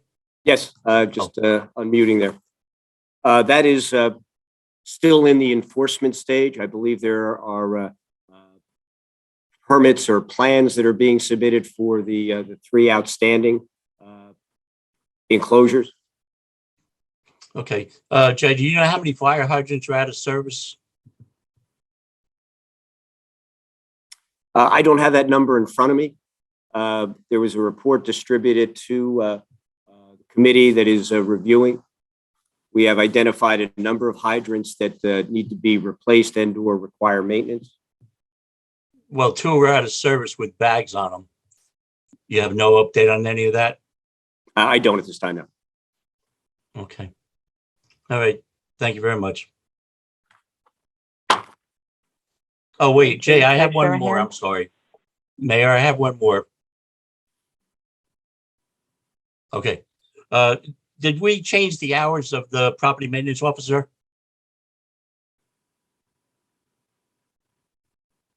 Okay.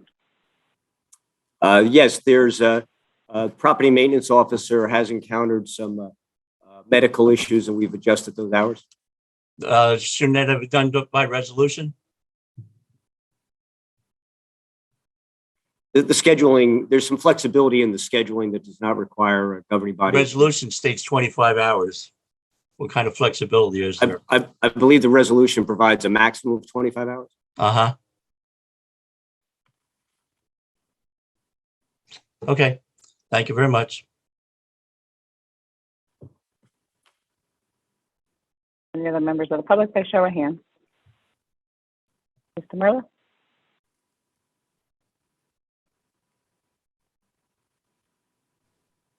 Jack Straub. Mr. Merla was going. Hold on one second. I'm sorry. Mr. Straub. All right.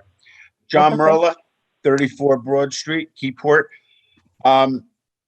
It's just some old business that was brought up the last meeting regarding the borough attorney resolution that was passed on January 1st. I brought up that I thought there should be some language put into that resolution regarding retainer versus salary as per the ordinance. I don't know if any action is going to be taken on that. Second, the property maintenance officer. I do understand the hours have been cut. Is it my understanding that the individual that the borough hired has use of a borough vehicle? Yes. Okay. One of my other questions is that at the last meeting, I did ask if there was a backup plan for the snow plowing operation removal in the town. And it was said yes. Am I to understand that that backup plan was to utilize public work retirees and also police personnel to do plowing and salting? Was that the plan? The plan was to utilize whatever resources were available at the time, including the use of temporary employees, contractors, and in this case, yes, some off-duty police were used for plowing services. The last item, Mayor, is during my discussions with Green Acres, I asked for a copy of the inventory list. And on the inventory list, there were several properties, recreational properties. However, it indicated block 21.01, lot 34 and 49 is subject to a 10-year Tidelands lease license agreement, which expired 2 weeks ago. Has the borough made application for a new 10-year license as of today? That property is the mini park and the waterfront park, which a 10-year Tidelands license was approved January 20th, 2012, which expired January 20th, 2022. Mayor, I can I'll address definitely that. look into that. Oh, so you have. Yeah, the renewal application was submitted a couple weeks ago. Was it approved, Jay? I don't believe it's been approved yet, but it was submitted. Okay. We haven't Thank you. we haven't received any kind of approval back that I'm aware. Okay. Thank you for your time. Thank you. Mr. Straub? Yes, thank you. I would like to say that unfortunately, I'm very disappointed in the governing body based on what happened with Resolution 2022-67. It was pulled, but there was no discussion among the council members, despite the fact that several members of the public mentioned significant problems such as clear conflicts with two council members, no business owners that pay into the bid on the committee. And I pointed out, for example, on the first page that there's actual error in there about which audit you're talking about. That wasn't addressed. The council just went along and did what the mayor wanted and just approved the resolution. I would hope that the council would at least keep an eye on what's going on here, because it looks like it's just the mayor pushing her own agenda, and this is a foregone conclusion. The results are going to be that the KBBC's going to be limited in their ability to act independently. I would point out, because it does mention in the resolution, it refers Borough Ordinance 1513.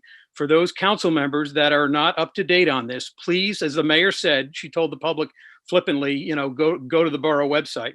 Well, go to the original ordinance 1513, and under 21-8, where it says powers of the designated district management corporation, it's very crucial, and this is something that I had brought up just before I was let go. The mayor disagreed with me on this.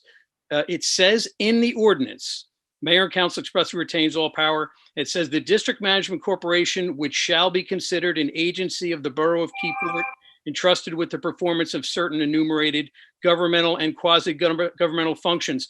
Those were all stricken all throughout section 21.8, the prior ordinance, which had been very restrictive, which had said that KBBC had to follow public contracts law and was a quasi-governmental agency. All of those were stricken in 1513. 1513 is the ordinance that governs KBBC now. All those things were taken out, and the mayor just ignores that. So please, I would ask the council, go ahead and look that up, read it yourselves, look at the restrictions that were removed in 1513, and in effect, KBBC is being held to a standard now that is actually not in the ordinance. Thank you. Thank you. Any other members of the public by show of hands? Okay, next to the phone lines, please. Michael Lane. Hi, Mr. Lane. Couple things. Our present land use requirements is very specific that you can't run a retail operation out of your home. You can't be a hairdresser, you can't be a barber, et cetera, et cetera. And so I assume that this cottage food industry, you're not selling food out of your home. Because if you are, that would be a violation.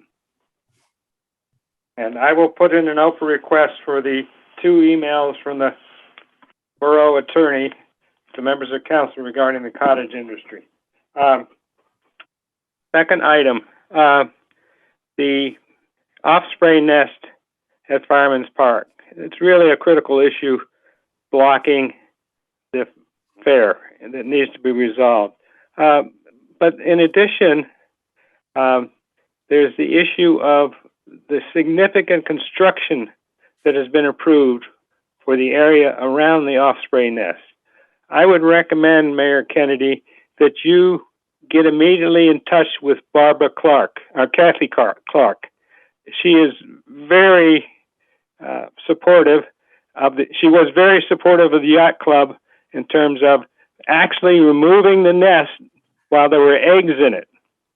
And so I would hope she would be made aware of the significant construction that's going to take place around this site, and that maybe we should be able to remove the nest now and rework the new nest location after this construction is done.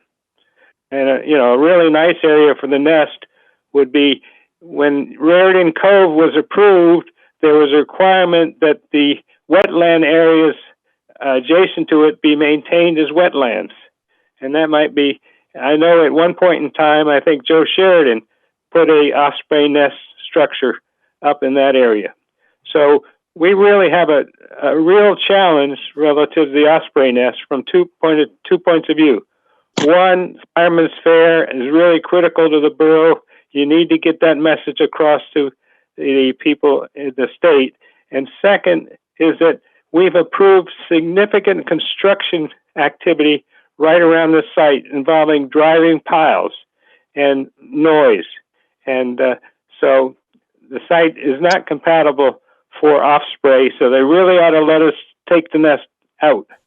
And my perception is, and I have copies of all the communications that the yacht club did, that the state was supportive because of the impact that it had on the yacht club operation. They actually came in and took the eggs out of the nest while it was in active use. Thank you. Thank you. Any other members of the public? Mr. Marla? Mayor, I'm sorry. I did forget one thing. John Morello, 34 Broad Street. Mayor, do you still have a contact like with Jersey Central Power and Light? Like I know that usually there's like someone that the mayor can call. Mayor, I suggest, just maybe I'm wrong, but I don't think I am. Maybe you should make a call to that representative and ask them. I know they come across the osprey nests on poles all the time. What do they do? It's a simple question, but I know for a fact people that have worked for Jersey Central have told me that, they have to deal with that. So maybe we should just say, what do you do in case there's a nest on a pole and it interferes with, the transformer or something like that? Thank you for your time. Thank you. Any other members of the public? Mr. Graham?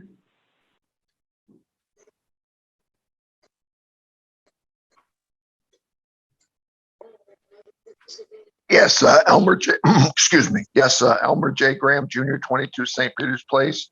As far as the osprey nest goes, I definitely agree with what Mr. Merle just said and everything like that. You all should follow that course.